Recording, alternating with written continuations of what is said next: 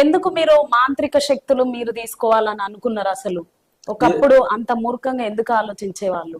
ఎందుకు నేను మాంత్రిక శక్తుల దగ్గరికి వెళ్ళాలనుకున్నాను? నన్ను చంపాలనుకుని కొంతమంది, నన్ను కొట్టాలనుకుని కొంతమంది, మరణం నాకు దగ్గరగా ఉందన్న అప్పుడు నేను కాశీ వెళ్ళి కొంతమంది అఘోరాలతో స్నేహం చేసి వాళ్ళకి కొన్ని శక్తులు ఉంటాయి కదా, ఆ శక్తులు నాలోకి రావాలని ఆలోచన చేశాను.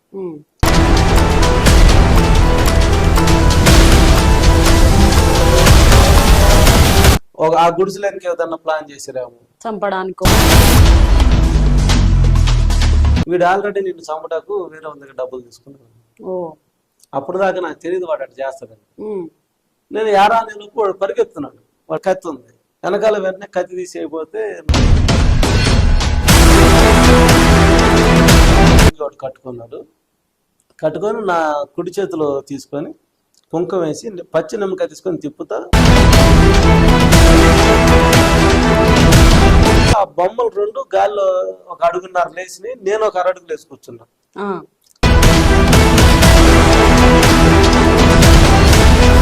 వచ్చేస్తే వెంటనే కత్తి మీద చేయి పెట్టి, ఏదేమో నేను ఒక పుస్తకంలో చదివింది ఏంటంటే, చేతబడి చేసే శక్తులు వాడు కనుక ఎవడని ఉంటే వాడు పేకన్న కొయ్యి లేదా పొల్లన్న రాళ్ళు కొట్టని ఉందాను.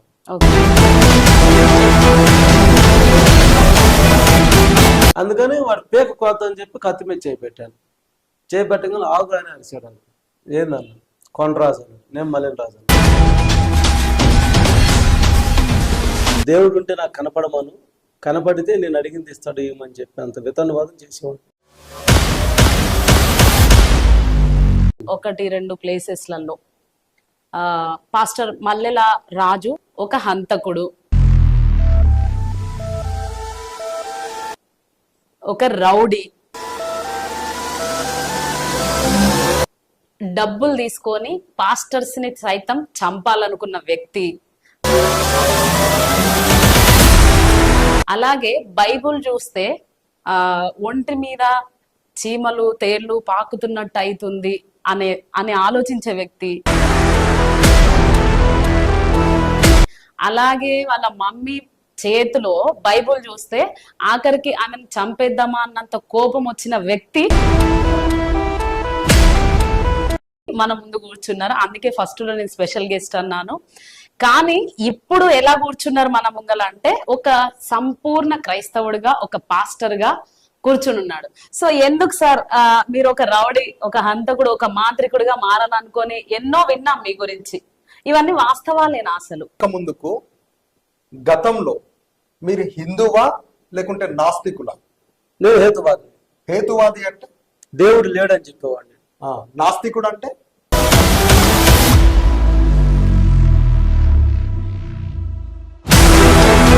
కొన్ని దైవ శక్తులు నాలోకి వస్తే బాగుంటది కదా.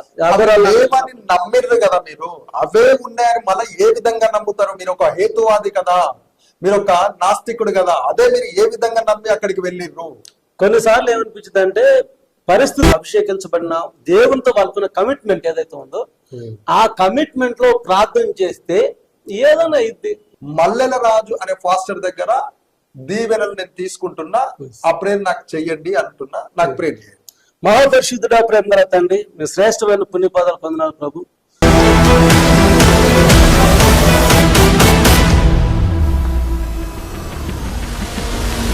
Welcome to today 18 news. నేను మీ కల్పన. సో ఈరోజు ఒక స్పెషల్ గెస్ట్ మన ముందున్నారు. ఆ సార్ మాటల్లోనే విని తెలుసుకుంటే బాగుంటుంది. కొన్ని నెగిటివ్గా చెప్పాలన్నా, పాజిటివ్గా చెప్పాలన్నా, అసలు క్రైస్తవ్యంలోకి ఎలా వచ్చిండ్రు అని తెలుసుకోవాలన్నా నా మాటల్లో వినే కంటే సార్ మాటల్లో విని తెలుసుకుంటే బాగుంటుంది.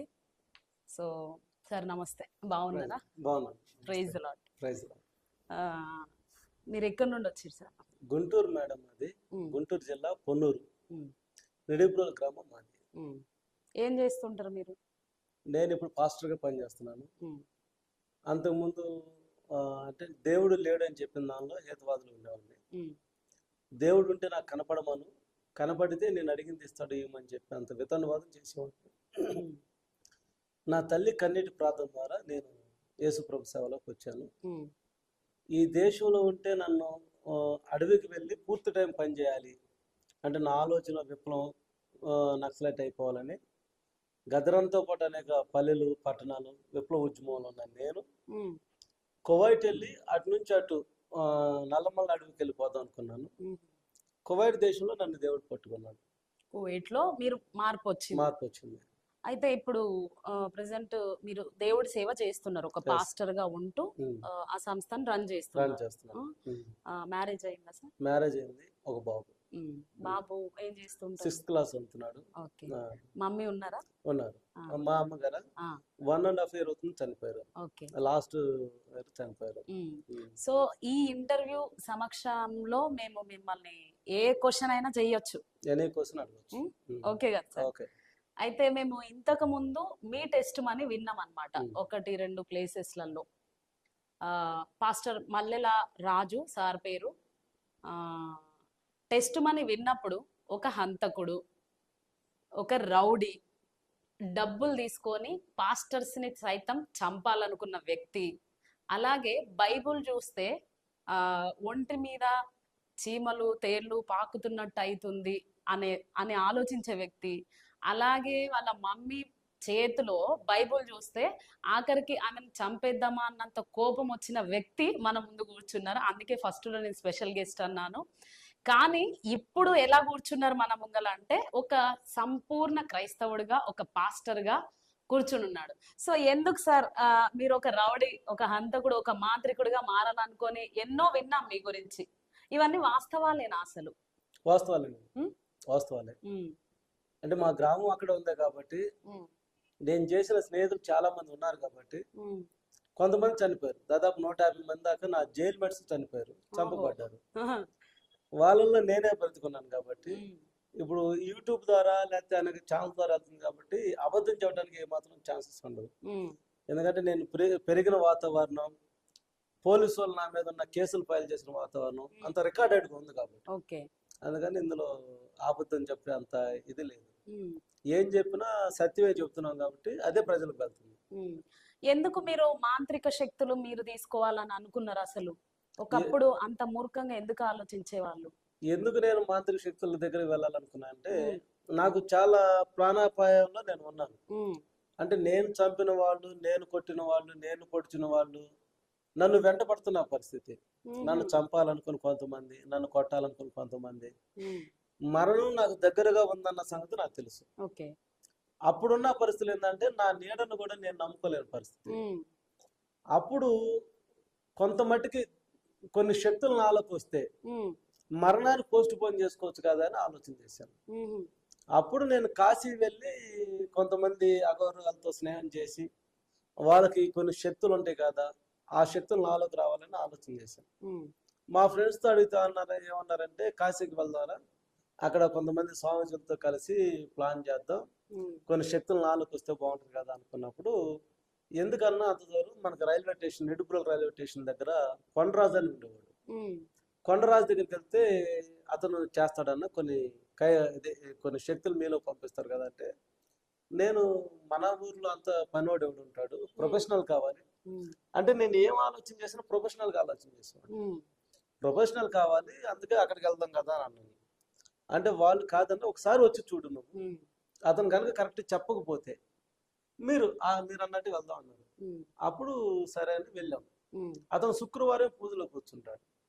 శుక్రవారం వెళ్ళినప్పుడు అతను అన్నది ఏంటంటే మా ఫ్రెండ్ పిలిచాడు, కొండరాజు అన్నాడు. చిన్న పాకలో ఉండేవాడు అతను. ఉమ్, అంటే పిలిస్తే వచ్చాడు. బయటకు వస్తే నేను 10 మంది శిష్యులు వెళ్ళాం నాతో పాటు. అతను అన్నది ఏంటంటే అందరిని చూశాడు, చూసి మధ్యలో ఉన్న నన్ను నువ్వు ఒక్కడే వచ్చి నాతో కూర్చొని నీతో మాట్లాడాలని. ఉమ్. అక్కడున్న మాంత్రికులు మిమ్మల్ని ఒక్కరినే సింగిల్ గా పిలిచిండ్రు? సింగిల్గా పిలిచాడు. ఓకే. నేనేందంటే నా నీడను కూడా నేను నమ్మలేని పరిస్థితి అప్పుడు. ఉమ్, నేను ఒక్కడే రాను, అందరూ వచ్చి కూర్చుంటా, అందరూ ముందే చెప్పమంటాను. ఉమ్, కాదు నువ్వు ఒక్కడే రావాలన్నాడు. అంటే నేను ఒక్కడే రాను, నాకు థ్రెట్ ఉందన్న సంగతి తెలుసు. నా ప్లాన్ ఏంది, ఆ గుడిసెలోకి ఏదన్నా ప్లాన్ చేసిరాము, చంపడానికో చంపడానికో దేనికో. దేనికో ఉంటుంది ఓకే. కదా. ఉమ్, అలాంటి ప్లాన్ చేసినప్పుడు నేను జనంలోనే ఉంటాను, నేను ఒక్కడే రానంటే కాదు నువ్వు రావాలన్నాడు. ఉమ్, నేను రాను, బయటే చెప్పు, లేదంటే అందరూ పిలిచి కూర్చోబెట్టు, అంతేగాని ఒక్కడే రానంటే. అప్పుడు నాకు రైట్ హ్యాండ్ ఉండేవాడు మౌర్య అనేవాడు, ఉమ్, వాడు నేను ఎక్కడికి వెళ్తే అక్కడ నేను సెటిల్మెంట్లు చేసినప్పుడు డబ్బులు తేవటం, నాకు ముందు పోవటం, ఆ జైల్లో ఉండే ఆడు ఇచ్చేయటం, బెయిల్ తేవటం అన్నీ వచ్చేసేవాడు. ఉమ్, వాడికెళ్ళి చూసి వీడిని నమ్మబాకు నువ్వు అన్నాడు. ఉమ్. ఎందుకు నమ్మొద్దాను? వీడు ఆల్రెడీ నిన్ను చంపటాకు వేరే వాళ్ళ దగ్గర డబ్బులు తీసుకున్నాను. ఓ. అప్పుడు దాకా నాకు తెలియదు వాడు అటు చేస్తాడని. ఉమ్, నేను యారా అనేలోపు వాడు పరిగెత్తున్నాడు. వాడు కాలు కొద్ది దవడ ఉంటుంది. నా దగ్గర కత్తి ఉంది.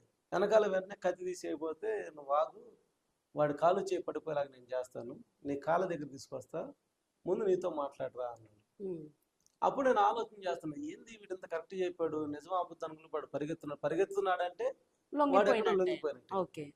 అందుకని నేను ఆలోచన చేస్తుంటే, నువ్వు ఇప్పుడు వస్తా నన్ను తిట్టుకుంటూ వచ్చావు కదా అన్నాడు. ఉమ్, నిజం నేను తిట్టిన మాట వాస్తవండి. ఉమ్, వాడు కనుక నాకు కరెక్ట్ చెప్పకపోతే వాడు పేరుకు వస్తాను రాని, అప్పుడు లోకంలో ఉన్నాం కాబట్టి చాలా పొద్దున తిట్టాను నేను వాడిని. ఉమ్, వాడు తిట్టావు కదా నువ్వు అన్నాడు. ఎస్, తిట్టిన మాట వాస్తవం. నువ్వేం చేస్తావో, నువ్వేం చేసావో, నువ్వేం చేయబో నాకు తెలుసు, ఉమ్, నువ్వు రా లోనికి వచ్చి కూర్చో అన్నాడు. ఉమ్, అప్పుడు నేను లోనికి కూర్చుంటే మా ఇద్దరి మధ్యలో ఒక రాగి ప్లేటు పెట్టాడు, ఒక నల్ల బొమ్మ పెట్టి ఎంట్రుకలు దాన్ని అంటించున్నాయి.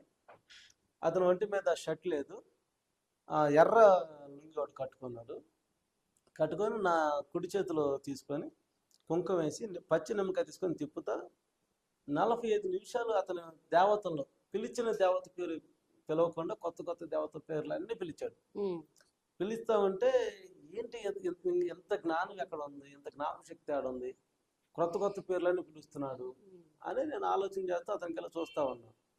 వెంటనే అతను కొట్లాటుకెళ్ళి కోడి పుంజు ఊగిపోయినట్టు ఊగిపోతున్నాడు. ఉమ్, ఓ చేత్తో మేసం తిప్పుతా, ఓ చేత్తో నిమ్మకాయ తిప్పుతా మంత్రాలు అవన్నీ చదువుతా ఉన్నాడు. చదువుతా ఉంటే నేను ఏం చేస్తాడబ్బా అని ఓ పక్క లోపల ఏదో డౌట్ కొడుతుంది. ఉమ్, అయినా ఇక సీన్లోకి వెళ్ళిపోయాం.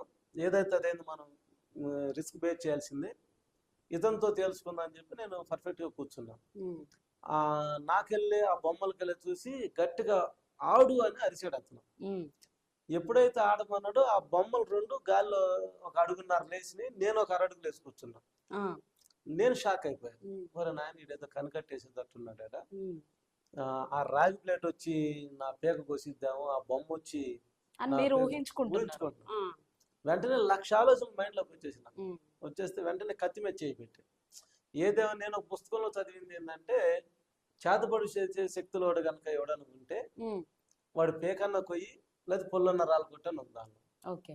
నాకు కనపడుతుంది అటు పేక, పొల్లు రాళ్ళు కొట్టలేను. ఉమ్, నేను ఎప్పుడైనా జనాలు కొట్టినప్పుడు పేక మీద కొట్టేవాడు ఫస్ట్. ఉమ్, అందుకని వాడు పేక కొత్త అని చెప్పి కత్తి మీద చేయి పెట్టాను. చేయి పెట్టగానే ఆగు అని అరిసాడు. ఏందన్న? కొండరాజు అని. నేను మలిన్ రాజు అన్న. నాది మేకపోతే గంభీరం.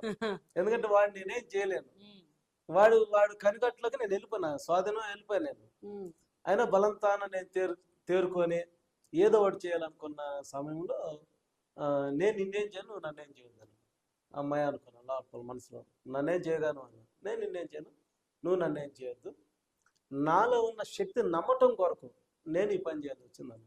ఆ, నాకు డౌట్ వచ్చింది. ముందు నన్ను కూర్చోబెట్టాను. ఉమ్. కూర్చున్నాడు, కింద కూర్చున్నాను. అంటే అంతవరకు ఇదంతా మీరు గాల్లోనే మాట్లాడుతున్నారు ఆ, ఆయనతో. ఆ, వెళ్ళండి మరి. రియల్ గా. రియల్ గా ఆ, అసలు ఓకే. నేను అనిపించిన ఆ ఫీల్. ఆహా, ఉమ్, కొండరాజు అనేవాడు తర్వాత ఉంటే నేను చాలా మంది అతని దగ్గరికి వెళ్ళేవాడు. చాలా ఉమ్, మందికి అతను చేతబడి శక్తులు చేశాడు. చాలా మంది అతని శిష్యులుగా ఉన్నవాళ్ళు ఉన్నారు. ఉమ్, చాలా ప్రయోగాలు చేశాడు అతను. ఉమ్. ఉమ్.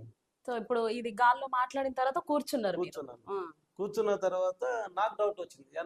సర్కస్ లో మ్యాజిక్ లో ఈ దారాలు కట్టి అని ఆడిస్తున్నాడు, కంటికి కనపడకుండా అని ఉన్నాయని చెప్పి నేను ఆ పైన ఇట్ట నా చేతి అంటే నాకేం తగలేదు. ఉమ్, ముందు అట్ని ఆపాను, ఆగిపోయాను. అవి కింద పడిపోయాను. ఉమ్, యాస్టీజ్ ప్లేస్ లో ఉన్నాయి. ఉమ్, అప్పుడు చెప్తున్నాడు, నేను నీ జీవితంలో జరిగిన కొన్ని విషయాలు చెప్తాను. ఉమ్, కొండరాజు ఏదో చేస్తాను, భయపడి చెప్పొద్దు. ఉమ్, నిజమైతే నిజం అని చెప్పు, లేకపోతే లేదని చెప్పాను. ఆ, అప్పుడు నేను చేసిన ప్రతిదీ, ఎక్కడెక్కడ ఏం చేశాను, ఎవరెవరు నన్ను కలిశారు, ఎవరెవరు నాతో మాట్లాడారు, నేను ఏ స్థలంలో జైల్లో ఉన్నాను అని ఒక్కొక్కటి చెప్తుంటే అన్నీ నేను చేసినవి చెప్తున్నాను. ఓకే. యాస్టీజ్గా ఉమ్, ప్రతిదీ అవును, ఈ పని నువ్వు చేసావు కదంటే నేను చేశాను అవన్నీ చెప్పుకుంటూ వచ్చాడు. అవును నేను చేశాను కదంటే, నీకట్టు తెలుసు అన్నాడు. నువ్వేం చేసావు, నా దేవత నాతో మాట్లాడుతున్నాను. ఉమ్, నా కరెక్ట్ అయిన బాస్ దొరికాడు. అప్పుడు నువ్వు నా గురువు గారుగా నేను ఉంటాను, నేను స్వీకరిస్తా. శిష్యుడిగా ఉంటాను. ఉమ్, నేను ఏ పని మీద వచ్చినా కూడా నీకు తెలుసు, ఆ పని నాకు చేసి పెట్టాను. ఉమ్, అతను అన్నాడు, "Yes, నువ్వు వచ్చింది నాకు అర్థమైపోయింది. నేను అమావాస్య రోజు అర్ధరాత్రి నేను మా గురువు గారి దగ్గరికి వెళ్ళి, ఉమ్, మా గురువు గారు భద్రాచలం అడవుల్లో ఉంటాడు, ఉమ్, సంజీవ్ మూలికి తీసుకొని వస్తాను. సంజీవ్ మూలికి తీసుకొచ్చి హోమం వేస్తాను, శ్మశానంలో హోమం వేస్తాను. మంత్ర బేజాక్షులు నీ నాలుగు మీద రాస్తా, కొన్ని మంత్రాలు నీకు నేర్పిస్తాను. అదంతా ఆ నిష్టగా నువ్వు చెయ్యి. అప్పుడు ఆ వశీకరణ తీసుకొచ్చిన సంజీవ్ మూలిక వశీకరణ చేసి నీ తొడలో పెడతా. అప్పుడు ఎవడైనా నిన్ను చంపాలని అనుకొస్తే నీ కళ్ళల్లో కళ్ళబెట్టి చూస్తే నమస్తే అన్న అని చెప్పి ఆయుధాలు అక్కడ పడేసి వెళ్ళిపోతారు అని. ఉమ్, నాకెందుకు చేయాలనుకున్నావు అని అడిగాను. నువ్వు స్నేహానికి ప్రాణం ఇస్తావు, నువ్వు కనుక నాతో ఉంటే మనం డబ్బులు బాగా సంపాదించు, నా తోబుట్టు నా సొంత తమ్ముళ్ళలాగా నేను నిన్ను అనుకుంటాను ఉమ్, అని అన్నాను. సరే రైట్ అని చెప్పి గురుదక్షిణ కింద 10,000 పదార్థాలు అతనికి ఇచ్చి, ఉమ్, నువ్వు వెళ్ళురా, వెళ్ళొచ్చిన తర్వాత నేను నీ శిష్యుడిగా అవుతానని చెప్పేసి అన్నా. ఉమ్, అన్నప్పుడు సరే వెళ్తాను అన్నాడు. నువ్వు శ్మశానంలోకి వచ్చే ముందు ఆదివారం అర్ధరాత్రి ఎవడు చెప్పకుండా రావాలి ఉమ్, అని అన్నాడు. సరే అన్నా. ఒక లిస్ట్ ఇచ్చాడు, 15 రకాలు పసుకొమ్ములు, ఎండు మెరకలు, తోమలపాకులు, ఎంట్రుకలు, ఉమ్. నల్ల కోడి, కోడిగుడ్లు, పసుపు, కుంకుమ అని ఇచ్చాడు. సరే తీసుకొని వస్తాను. సో అప్పటికి మీరు హిందువునేనా సార్, క్రిస్టియనా? నేను అప్పటికి నాస్తికుడిగా ఉన్నాను. నాస్తికుడు. నాకు అంటే దేవుడు అటు లేడు, హిందూస్ నమ్మరు, ఇటు ఏ దేవుడు క్రిస్టియన్ నమ్మరు. ఎవరిని నమ్మరు. ఉమ్, నాకున్న సిద్ధాంతం ఏంటంటే భూమి తాను చుట్టూ తాను తిరుగుతూ సూర్యుని చుట్టూ తిరుగుతుంది. ఉమ్, భూమికే స్థిరం లేనప్పుడు భూమి మీద ఉన్న మనుషులు ఏంది, ఈ రోజు వస్తే రేపు రెండు కదా. ఉమ్, దేవుడు ఉన్నాడు లేడు ఇవన్నీ మనకు అనవసరం. ఉమ్, చచ్చాక రేపు రెండు అనుకున్నాను తప్ప, చనిపోయినాక ఆత్మ అనేది ఒకటి ఉంటుంది, దాని పరలోకం అనేది ఒకటి ఉంటుంది. మనిషిని ఆత్మ నడిపిస్తుంది. ఉమ్, మనిషిది ఒక శరీరం అనేది మట్టి దేహం, ఈ మట్టి దేహంలో దేవుడు పెట్టిన జీవాత్మ అనేది నాకు అప్పుడు తెలియదు. ఉమ్. అయితే మీరు ఒక నాస్తికుడిగా ఉన్నారు అప్పటికి. నాస్తికులు అంటే ఇటు మంత్రాలు నమ్మరు, అటు దేవుళ్ళని నమ్మరు.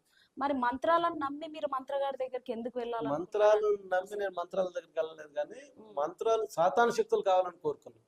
ఎందుకంటే మీ ప్రాణాన్ని మీరు కాపాడుకోవడం సెక్యూరిటీ కోసం. కావాలి, ఉమ్, కొంతకాలం పోస్ట్ పోన్ చేసుకోవాలి. ఉమ్, ఎందుకంటే నా శత్రువులు ఎక్కువ ఉన్నారు. ఉమ్, ఏ క్షణాన చనిపోతానో తెలియదు, ఏ క్షణాన ఎవడు చంపుతాడో తెలియదు. ఉమ్, అలాంటప్పుడు అప్పటికే పోలీసు వాళ్ళు కూడా నా మీద కన్నేసించారు. ఎందుకు గద్దరంతో పాటు ఉన్నాను, ఉమ్, విప్లవ ఉద్యమాల్లో ఉన్నాను. కొంతమంది నక్సలైట్లు బయటకు వస్తే అర్ధరాత్రి తీసుకెళ్లి మా ఇంట్లో పెట్టిన రోజులు ఉన్నాయి, ఉమ్, వాళ్ళకి అన్నం పెట్టిన రోజులు ఉన్నాయి, వాళ్ళు ఎక్కడ వదలమంటే అక్కడ వదిలే పరిస్థితులు ఉన్నాయి. నక్సలైట్స్ కూడా మీరు హెల్ప్ హెల్ప్ చేశాను. మళ్ళా ఉద్యమకారులతో కూడా తిరిగి కలిసి ఉన్నాను. వర్క్ షాప్ కి వెళ్ళాను. జయవారం నల్లమల్ల అడవిలో జయవారం దిగుమేట ఎగుమేట వర్క్ షాప్ జరిగినప్పుడు ఆ వర్క్ షాపులకు వెళ్ళేవాడిని. వెళ్ళాను. పూర్తి టైం పని చేయాలనుకున్నప్పుడు కువైట్ వెళ్ళిపోయాను. కువైట్ నుంచి వచ్చి అడవిలోకి వెళ్ళిపోతే ఇంటెలిజెన్స్ వాళ్ళు, పోలీసు వాళ్ళు మమ్మల్ని అందరు నమ్మించి ఉంటది కదా. అక్కడ ఇప్పుడు కువైట్ కి ఎప్పుడు వెళ్ళారు మీరు? ఈ మంత్రాలు అవన్నీ నేర్చుకున్నారా? అసలు మంత్రాలు కొన్ని నేర్చుకున్నాను. మంత్రాలు నేర్చుకోవడానికి కూడా నేను పొలిమేరలోకి వెళ్ళి అమావాస్య రోజు తెల్ల జిల్లేటి చెట్లు ఏర్లు పీకితే దయ్యాలు వస్తాయి, నాకు నగ్నంగా పూజలు చేస్తున్నప్పుడు మా ఊరి పొలిమేరలోకి వెళ్ళిపోయి అమావాస్య రోజు కూర్చొని ఒక్కడనే ఒక ఇత్తడి చెంబు తీసుకుని వెళ్ళి తుమ్మ కర్ర ఒకటి తిప్పి ఆ కొబ్బరికాయలు కొట్టి ఆ మంత్రాలు చదివి ఆ తెల్ల జిల్లేటి చెట్టు ఏర్లు పీకేవాడిని. ఏది వచ్చేది కాదు, రాలేదు. దయ్యపు శక్తులు ఏమి వచ్చేవి కాదు.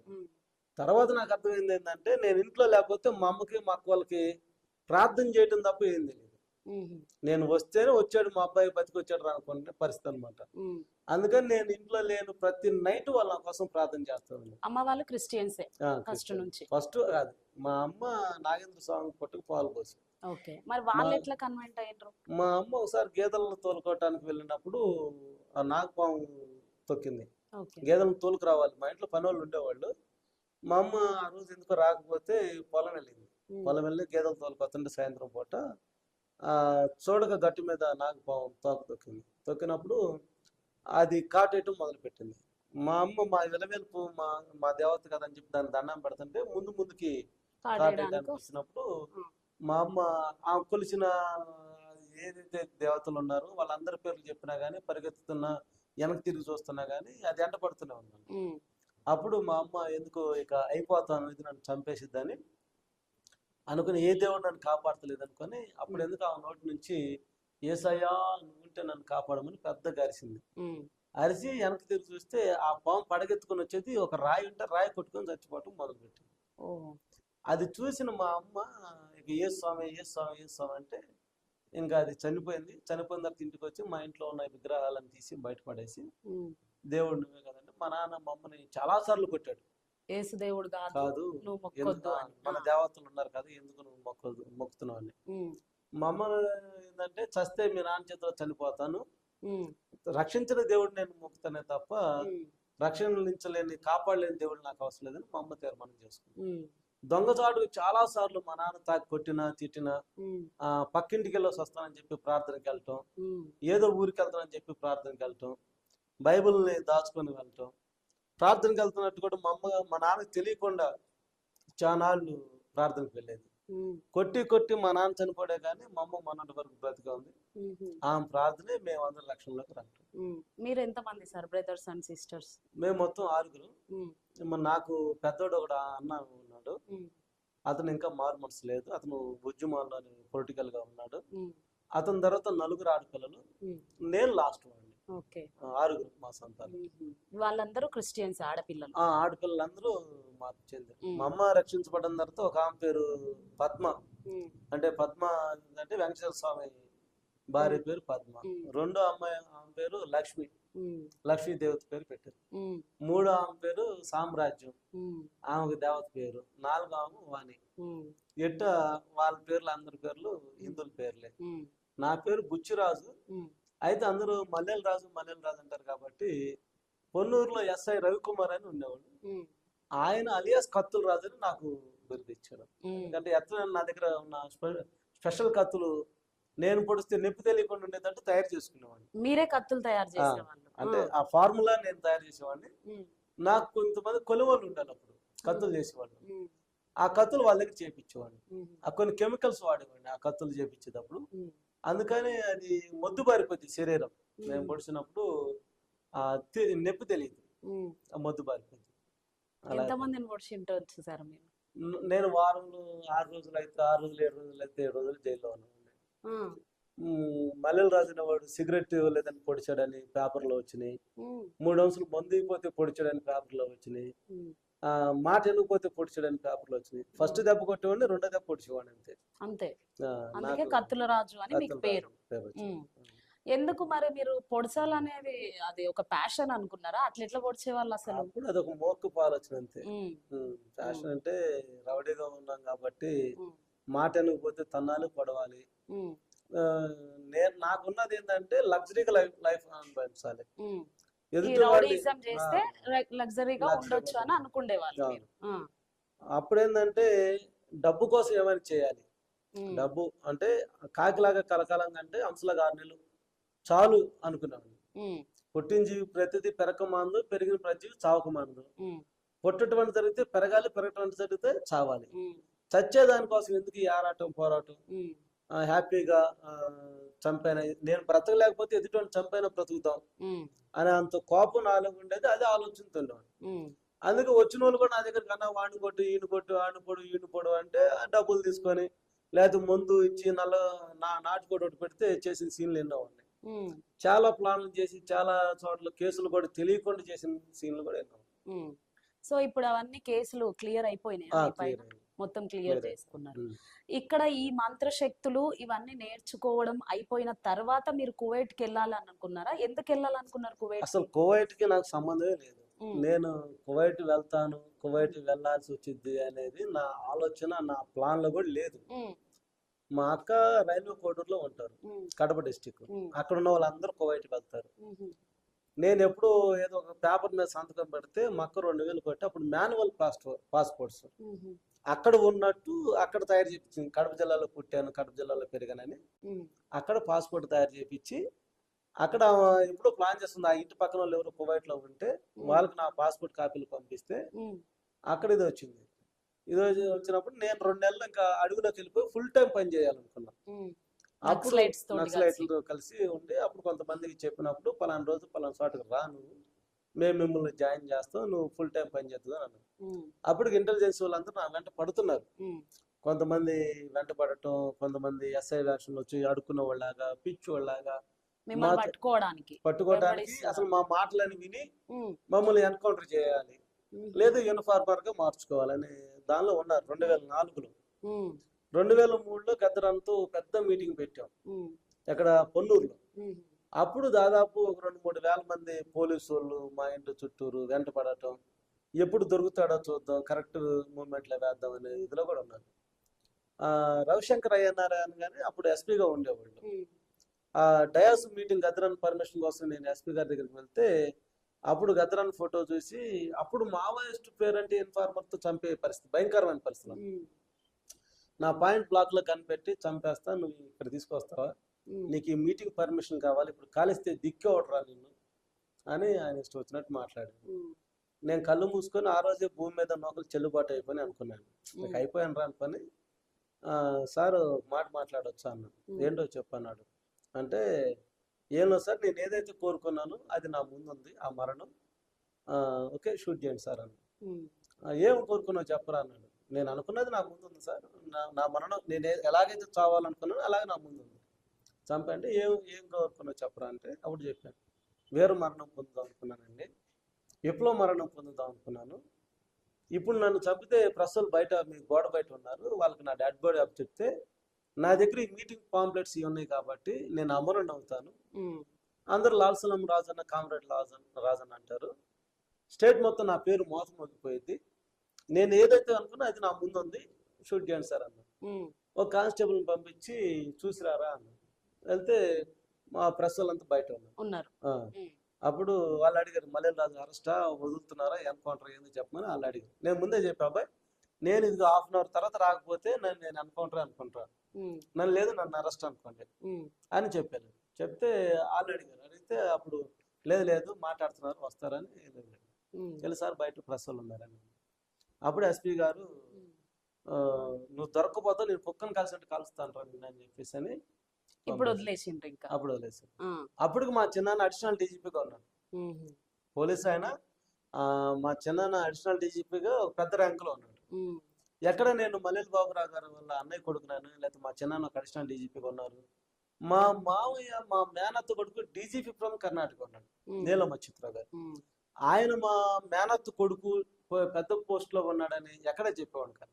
ఆ, ఎక్కడ నేను వాళ్ళ పేర్లు కానీ చెప్పి వాడుకోవాలనే ఉద్దేశం మీకు లేదు. వాడుకోలేదు, వాళ్ళ పేరు చెప్పి నేను ఎక్కడ పోలీసు వాళ్ళ కేసుల నుంచి దాటిపోలేదు. ఉమ్, నేను పలానా మల్లెల బాబురావు గారు ఏమంటే ఏమో అనేవాడు, ఎందుకు వాళ్ళ పేరు ఖరాబ్ చేయాలి, ఉమ్, ఎందుకు వాళ్ళ పేరు పెట్టుకొని, లేదా నేను ప్రాంతక్షులతో బయటకు రావాలని అనుకున్నాను, ఉమ్, ఎప్పుడు చెప్పేవాడు. ఉమ్, కానీ ఒక శక్తి మాత్రం నన్ను విడిపిస్తుంది ఎన్నోసార్లు. ఉమ్, మరణం నుండి చాలా సార్లు నన్ను వెంటపడ్డా, ఉమ్, నన్ను చంపాలనుకున్నా, త్రుటిలో క్షణంలో నేను తప్పించుకున్నా. అప్పుడు ఏంటంటే నాకు లైఫ్ ఉంది, భూమి మీద నూకలు ఉన్నాయి అనుకున్నానే కానీ ఉమ్. నా తల్లి ప్రార్థన నన్ను విడిపిస్తున్న సంగతి నాకు తెలియదు. మరి ఆ తల్లినే చంపాలన్నంత కోపం ఎందుకు వచ్చేది మీకు అసలు? నేను పోలీసు వాళ్ళని తప్పించుకొని 3 గంటలప్పుడు ఇంటికి వెళ్ళేవాడిని. ఉమ్, పోలీసులు అప్పుడు దాకా నాకు అవసరం పట్టుకోవాలని కాపలా కాసినప్పుడు కేసుల నుంచి తప్పించుకోవాలని నేను ఇంటికి వెళ్తే ఉమ్, ఇంట్లోకి వెళ్ళి 2 గంట పనుకొని 6 గంటలకల్లా బయటకు వెళ్ళిపోవాలి. ఉమ్. అప్పుడు మా అమ్మ ఎక్కెక్కి ఏడ్చి ప్రార్థన చేసి భాషలతో మాట్లాడుతూ ఉండేది. నా రూమ్ డిస్టర్బెన్స్ గా అనిపిస్తుంది. చాలా డిస్టర్బెన్స్ ఉండేది. ఉమ్, ప్రార్థన అనేది అసలు నాకు 50 మంది శిష్యులు ఉన్నప్పుడు యేసుప్రభు 12 మంది శిష్యులే కదా, ఉమ్, యేసుప్రభు కంటే గొప్పవాడు కదా అనుకున్నాను. ఉమ్, అనుకున్నప్పుడు ఈమె ప్రార్థన నాకు చాలా కఠినంగా కఠోరంగా అనిపించేది. ఉమ్, చాలా సార్లు కొట్టాను, తిట్టాను, చంపడానికి వెళ్ళాను. అసలు ఏంది చచ్చినోడు ఏడ్చుంటే ఏడుస్తున్నావు, చావలేదు కదా, బతికున్నాను కదా, నీ ఏడుపు సోప దగ్గర చచ్చిపోతాను, నన్ను ఉమ్. ఇట్లా అలా ఏడవ అమ్మ బాకు. తిట్టిండ్రు. తిట్టాను. ఉమ్, మా ఇంటి తలుపులు కొట్టి బద్దలు కొట్టేవాడిని. ఆ ఇనుప గడ్డలు కూడా బెండ్ వచ్చేది మా ఇంటి తలుపులు, అంత కోపం వచ్చేది. నేను కువైట్ వెళ్ళిన తర్వాత మా అమ్మ నా బుక్స్ అని తీసేసి ఆ బట్టల బ్యాగ్ లో బైబిల్ పెట్టింది.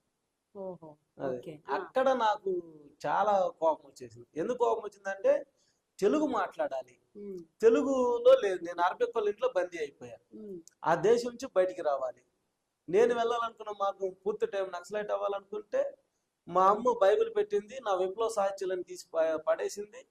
ఈ బైబిల్ చూస్తే సేవలు పాములు పాగినట్టు అనిపించింది. ఉమ్, ఇది పెట్టినందుకు అంటే నేను మెంటల్ గా తెలుగోడు మాట్లాడేవాడు లేక, తెలుగోడు నాకు పరిచయం లేక, ఉమ్, అసలు తెలుగన్నా చదువుదాం అనుకుంటే నేను ఏదైతే ఇష్టపడినో అదే నా ముందుండే లోపు ఇండియాకి వెళ్తే ఇక మా అమ్మని వేసేయాలని అనుకున్నాను. ఎక్కడైతే చేద్దాం అనుకున్నానో అక్కడ నేను రక్షించబడ్డకు కువైట్ దేశం నాకు ఉపయోగపడింది. అయితే కువైట్ కి ఎందుకు వెళ్ళిరు సార్? ఒక పని కోసం వెళ్ళిరా లేదంటే మిమ్మల్ని మీరు కాపాడుకోవడం కోసం వెళ్ళిండ్రా? నేను కువైట్ వెళ్ళింది ఇంటెలిజెన్స్ వాళ్ళని, మా అమ్మ వాళ్ళని, పోలీస్ వాళ్ళని తప్పించుకొని కువైట్ వెళ్ళి 2-3 నెలలు అక్కడ ఉండి ఎంజాయ్ చేసి అటు నుంచి అటు ఆడ నల్లమల్ల అడుగుకొచ్చి ఎవడు చెప్పకుండా నాకులాగా ఉత్తరం రాసేవాడిని ఒకటి ఏర్పాటు చేసుకొని, ఒరే సంవత్సరానికో 2 సంవత్సరాలకు 6 నెలలకు ఒక ఉత్తరం వేయరా మమ్మల్కి అని చెప్పి నేను వెళ్ళిపోతే జనాలందరూ వీళ్ళంతా అక్కడ ఉన్నారు కదా, మల్లెల రాజా అనే వ్యక్తి అక్కడనే ఉన్నారని వీళ్ళ దృష్టిలో ఉండిపోతుంది. రాలేదు, ఎన్ని సంవత్సరాలు రాలేదు, అక్కడే చచ్చిపోయాడు కదా, ఎంతో మంది అటు దేశాలు కాలగర్భంలో కలిసిపోయారు కదా అని క్రియేట్ చేయాలనుకున్నారు అని క్రియేట్ చేయాలనుకుని వెళ్ళాను. కానీ అసలు క్రియేటర్ ఒక ఆయన ఉన్నాడు కదా మన పైన, ఆయన అక్కడ నా మెడ ఉంచాడు. ఒక అరబిక్ ఇంట్లో వాళ్ళు నన్ను నమాజ్ చేయాలి, నువ్వు చేయకపోతే చంపేస్తావు అని ఎడారిలో తీసుకెళ్లి చూపించేవాడు. నువ్వు మసీదు రాకపోతే ఇట్లా చంపేస్తావు, ఇట్లా మాట వినకపోతే చంపేస్తావు అన్నప్పుడు సరే ఏం చేయాలి అర్థం కాక నేను నమాజ్కి వెళ్తానే ఉండేవాడిని. 5 పూటలు నమాజ్ చేస్తే నా పేరు అప్పుడు ఇబ్రహీం అని పేరు పెట్టారు. నాకు నమాజ్ చేయడం నేర్చుకున్నాను. వైట్ వాళ్ళు వెళ్ళి వాళ్ళు ఎలా చేయాలి వాళ్ళు చెప్పేవాళ్ళు, సేమ్ అనేవాళ్ళు. అంటే నేను వాళ్ళు ఎలా చేయాలో అలా చేయాలన్నమాట, అలా చేస్తూ ఉంటాను. అప్పుడు నేను ఈ బైబిల్ తీసి ఇసురు కొట్టాను రూమ్ లో. ఇదెందుకు ఉంది నా బ్యాగ్ లో, అసలు దీన్ని పట్టుకోకూడదని ఇసురు కొట్టాను బైబిల్. ఏదైతే ఇసురు కొట్టానో అదే నాకు తెలుగుగా కనపడుతుంది.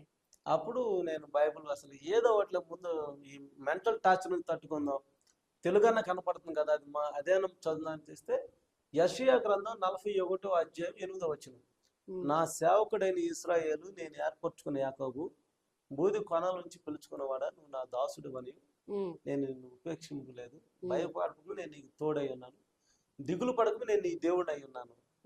అసలు నేను భయపడుతున్నప్పుడు ఈ మాట నాకు ఎలా వచ్చింది, ఈ మాట నన్ను ఎలాగా మాట్లాడుతుంది, నేను దాసుని ఏంది, నువ్వు నన్ను పిలుచడం ఏంది అని నేను మరలా బైబిల్ మూసి బయటకు వస్తే మళ్ళీ అదే వాక్యం కనపడుతుంది.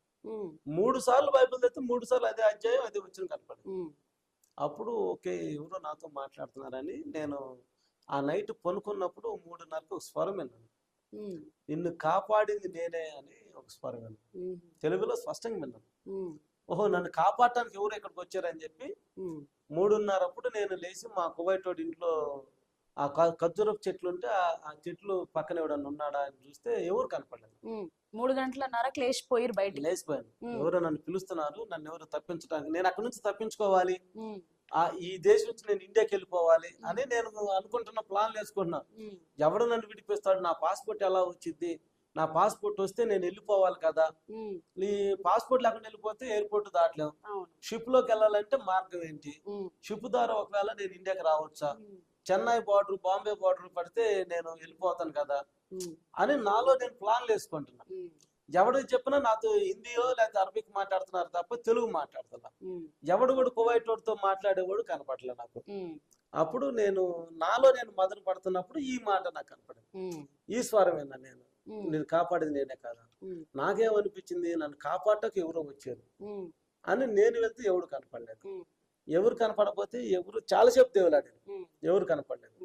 అప్పుడు నేను ఆలోచన చేస్తుంటే నేను ఎక్కడ తప్పించబడ్డాను, ఎక్కడెక్కడ నేను విడిపించబడ్డాను అన్ని ఒక్కొక్కటి నా మైండ్లోకి వచ్చింది. ఇన్నిసార్లు నేను మరణం నుంచి బయటపడ్డానా, ఇన్నిసార్లు తప్పింది నాకంటే యమాహేములు చంపబడ్డారు కదా, యమాహేములు వెళ్ళిపోయారు కదా, మరణానికి ఎవడు కూడా దాసోహం కాదు కదా, ఎవడైనా ఈ రోజుకు కాకపోతే రేపు వెనక ముందు అనేది తప్ప ఎవడు అతిథులు కాదు మరణానికి. అలాగే నేను కాపాడని మొత్తానికి ఏదో నేను తెలుసుకోవాలి, అసలు దేవుడు ఎవరో తెలుసుకోవాలని అప్పుడు నేను నిర్ణయించుకున్నాను. ఎప్పుడైతే బైబిల్ గ్రంథంతో మీరు మాట్లాడిందో వాక్యం అనే వచనంతో అప్పుడు మీరు డిసైడ్ అసలు దేవుడు ఎవరు, ఇప్పుడు వెళ్ళాల్సింది నక్సలిజం వైపు లేకపోతే సమాజ సేవ కోసం కాదు, దేవుడు ఎవరు తెలుసుకొని చచ్చిపోదాం. ఈ స్వరం విన్నారు కదా మీరు, అది ఎవరిది అనుకుంటున్నారు? అసలు నేను ఎవరో మనిషి పిలిచారు అనుకున్నాను, కానీ తర్వాత నేను దేవుడిని తెలుసుకున్న తర్వాత దేవుడే నాతో మాట్లాడాడు అనిపించింది. దేవుని స్వరం విన్నాను. దేవుడు మాట్లాడతాడా? కంపల్సరీ మాట్లాడతాడు. అంటే కొన్నిసార్లు దర్శనంతో మాట్లాడతాడు, కొన్నిసార్లు వాక్యంతో మాట్లాడతాడు, కొన్నిసార్లు ఆలాపంతో మాట్లాడతాడు, కొన్నిసార్లు కళలో మాట్లాడతాడు, ఇప్పుడు ఇవన్నీ దేవుడే మాట్లాడాడని తెలియటానికి రుజువు ఏంటంటే ప్రతి విశ్వాసి ప్రతి సేవకుడు వివేచన వరం కావాలి. ఫస్ట్ ఉమ్, వివేచన వరం ఉంటే దేవుడు మాట్లాడా డెవిల్ మాట్లాడా అర్థమైపోతుంది. ఉమ్, కొన్నిసార్లు డెవిల్ కూడా దేవుళ్ళ మాట్లాడతారు. ఉమ్. అయితే మీరు స్టార్టింగ్ నుండి మనం చూసినట్టయితే ఒక మరణం మీ వెంబడి ఉంది, మిమ్మల్ని మీరు కాపాడుకోవడానికి ఇవన్నీ వెతుక్కుంటూ వెళ్తున్నారు. అవును, వెళ్తున్నప్పుడు మీకు ఈ సంఘటన ఎదురైంది. ఎదురైంది. ఏ- ఆ ఆ ఎదురైనప్పుడు మీకు అసలు బైబుల్ అంటేనే గిట్టదు, నచ్చదు. ఆ వాక్యాన్ని ఎందుకు పట్టుకున్నారు మీరు అసలు? నేను పట్టుకోలేదు. తెలుగు మాట్లాడేది కదా, తెలుగు అనేది ఏదో ఒకటి ఉండాలి నా మైండ్ లో. తెలుగు వాళ్ళు కనపడలేదు నాకు. అరబిక్ ఏం మాట్లాడిన అరబిక్, ఉమ్, టీవీ ఆన్ చేస్తే అరబిక్, పేపర్ అరబిక్. ఈ అరబిక్ నాకు అర్థం కాని లాంగ్వేజ్ అయిపోయింది. ఉమ్, వాళ్ళేమో కొట్టినట్టు మాట్లాడుతున్నారు, ఉమ్, నాకేమో బానిసనైపోయి నేను అక్కడ. ఉమ్, నేను రాజులాగా బతికినాడు. ఉమ్, ఆంధ్రాలో నేను రాజులాగా ఉన్నామండి. ఉమ్, ఎక్కడికి వెళ్ళినా నమస్తేలు పెట్టడం, ఎక్కడికి వెళ్ళినా ముందు దాటం, ఎక్కడికి వెళ్ళినా రాజరేఖం, కాళ్ళు వచ్చేవాడు, చేతులు వచ్చేవాడు. ఈ ఈ ఈ లైఫ్ ఎంజాయ్ చేసినాను. ఉమ్, నేను కువైట్ ఇంట్లో బానిసని అయిపోయి. ఉమ్, నా సిద్ధాంతం ఏంది? బానిసను రాజుని చేయాలనే ఆలోచనతో ఉన్నాను. ఉమ్, రాజును బానిసని చేయకూడదు అనుకున్నాను. ఉమ్, నేను రాజులాగా బతికెళ్ళి బానిస అయిపోయాను. ఉమ్, అప్పుడు బానిసలాగా ఉన్నప్పుడు ఇక ఏం చేయాలి? ఆల్టర్నేట్ ఏంది? తెలుగు అన్నం మాట్లాడాలి, విప్లవ సాహిత్యాలు నేను తీసుకెళ్ళిన బుక్స్ అన్నం మాట్లాడాలి నాతో. అది కొద్దిగా చదివితే నెమ్మదిగా ఉంటది కదా అనుకున్నాను. మా అమ్మ ఏం చేసింది? ఆ బుక్స్ అని పడేసి బైబిల్ పెట్టింది. ఉమ్. అప్పుడు ఇంకా మీకు అదే దిక్కు ఇక అయిపోయింది. అదే దిక్కు, నాకు ఇదే వేరే తెలుగు ఆల్టర్నేట్ లాంగ్వేజ్. లేదు. ఆ, ఇక వేరే లాంగ్వేజ్ లేదు. ఇక అరబిక్ ఆర్ ఇంగ్లీషు లేదు తెలుగు. చదివితే బైబుల్ చదవాలి.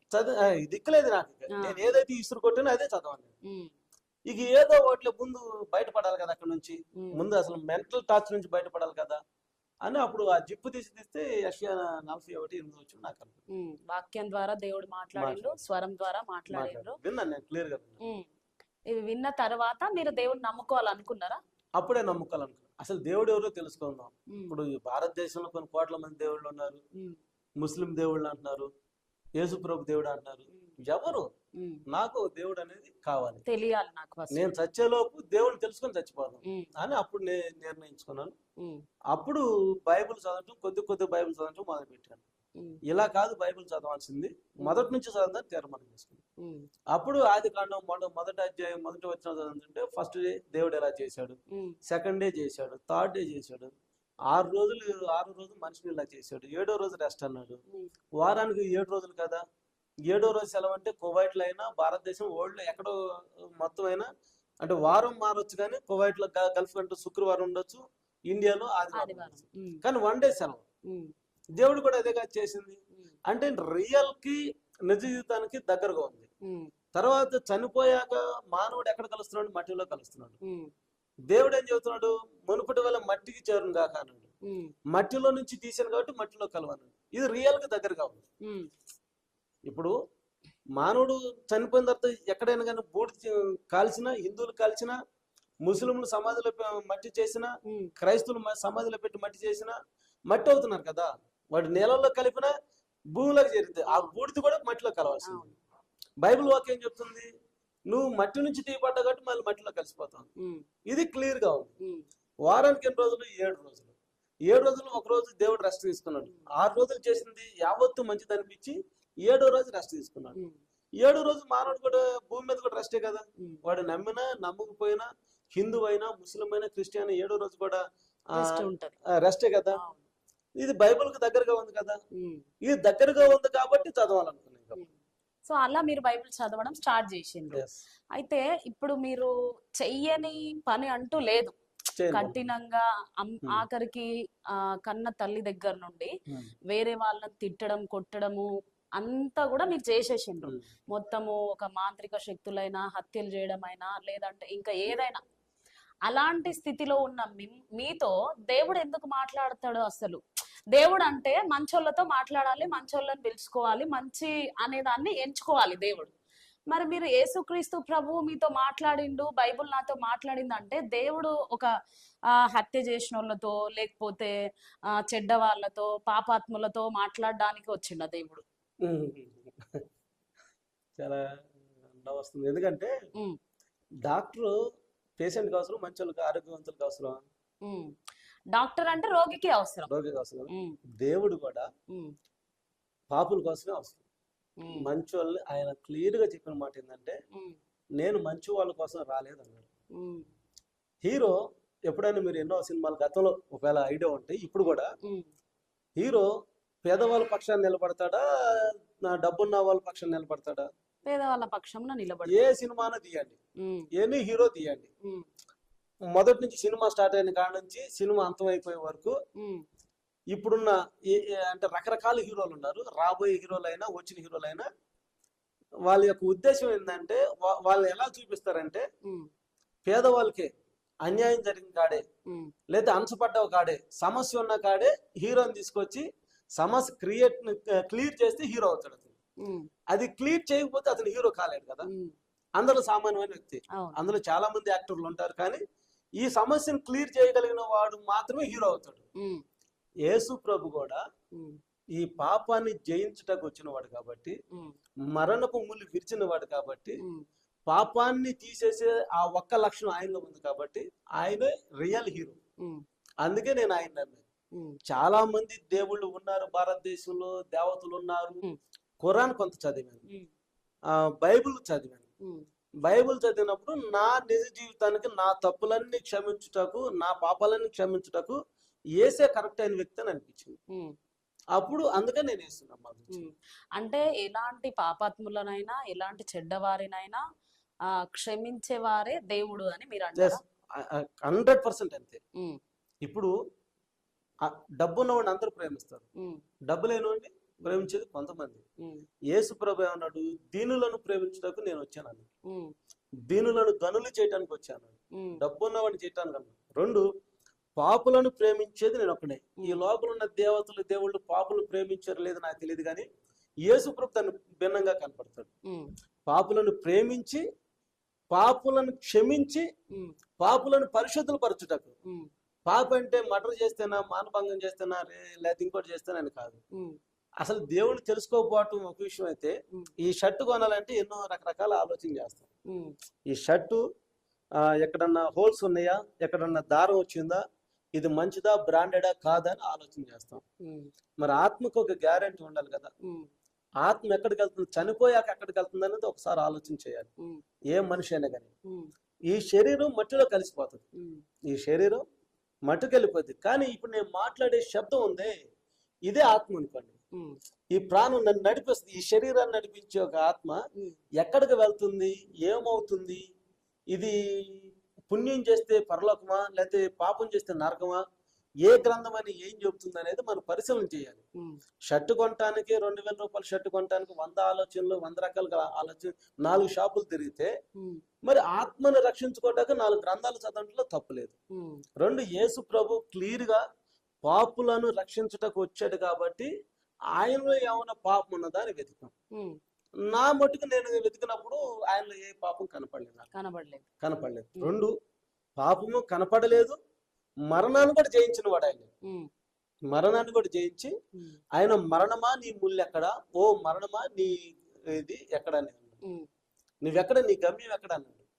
అంత పిలవగలిగిన వాడు ఎవరు ఉన్నారు అసలుకి సృష్టిలోనే వెతికారు. ఎవరు మరణాన్ని పిలిచి మరణాన్ని జయించిన వాడు ఎవరు కనపడలేదు నా మటుకు. అందుకే నేను యేసే ప్రభే ఈ మరణాన్ని జయించాడు, పాపాన్ని జయించాడు, పాపాన్ని క్షమించగల పాపం క్షమించడానికి. అంటే ఆయనలో ఎంత గొప్ప ప్రేమ ఉండాలి. ప్రేమమయుడు కాబట్టి పాపులు క్షమించాడు, ఆయన దూషించినా క్షమించాడు, కొట్టినా క్షమించాడు. అది అందుకని యేసు ప్రభు. సో క్రైస్తవులందరూ ఒక మాట అంటారు సార్, ఏమంటారంటే యేసుక్రీస్తు ప్రభు మానవాళి రక్షణ కొరకు తన రక్తాన్ని చిందించాడు అని అంటారు. అసలు ఒక్క మనిషి వచ్చి ఎంతమంది కోసం రక్తాన్ని చిందించగలుగుతారా? అసలు ఆ రక్తంతో పాపం ఎలా పోతుంది కదా. ఇప్పుడు మీకు అంటే వాస్తవాలు కొద్దిగా దగ్గరగా ఉండాలి. ఏదైనా చాలా మంది హిందువులు, నేను తప్పు ఒప్పు నాకైతే తెలియదు కానీ ఇప్పుడు కూడా వాళ్ళు చేసిన పాపాలకి కొంతమంది గొర్రెను బలిస్తారు, కొంతమంది కోడిని బలిస్తారు, కొన్ని గ్రామాల్లో ముత్యాలమ్మ లేకపోతే ఈ గ్రామ జాతుల పేరు మీద ఎద్దును కూడా బలిస్తారు. ఎందుకు బలిస్తారంటే రక్తము చిందించబడాలి అక్కడ. మనుషులు చేసిన పాపానికి కోడినో మేకనో గొర్రెనో ఎద్దునో బలిస్తారు. ఆ గ్రామానికి క్షేమంగా రావాలి, ఆ కీడు దాని మీద పోవాలని. కీడు ఆ గ్రామానికి ఏదన్నా కలరా వచ్చింది, జంతు రక్తం తోటి పోతది, ఏదైనా అని నమ్ముతారు వాళ్ళు. ఏదన్నా ఆ గ్రామానికి కరోనా లాంటి, అంతకుముందు కలరా ఉండేది, ఉమ్, మలేరియా ఉండేది, ఉమ్, టైఫాయిడ్ ఉండేది. ఈ కొన్ని జబ్బులు ఏంటంటే ప్రాణాలు తీసాయి.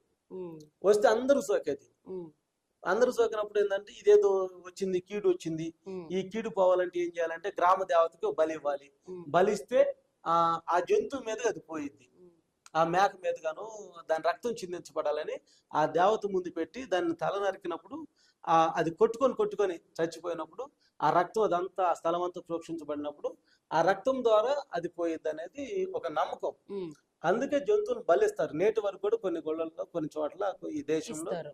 బలిస్తారు. అవును.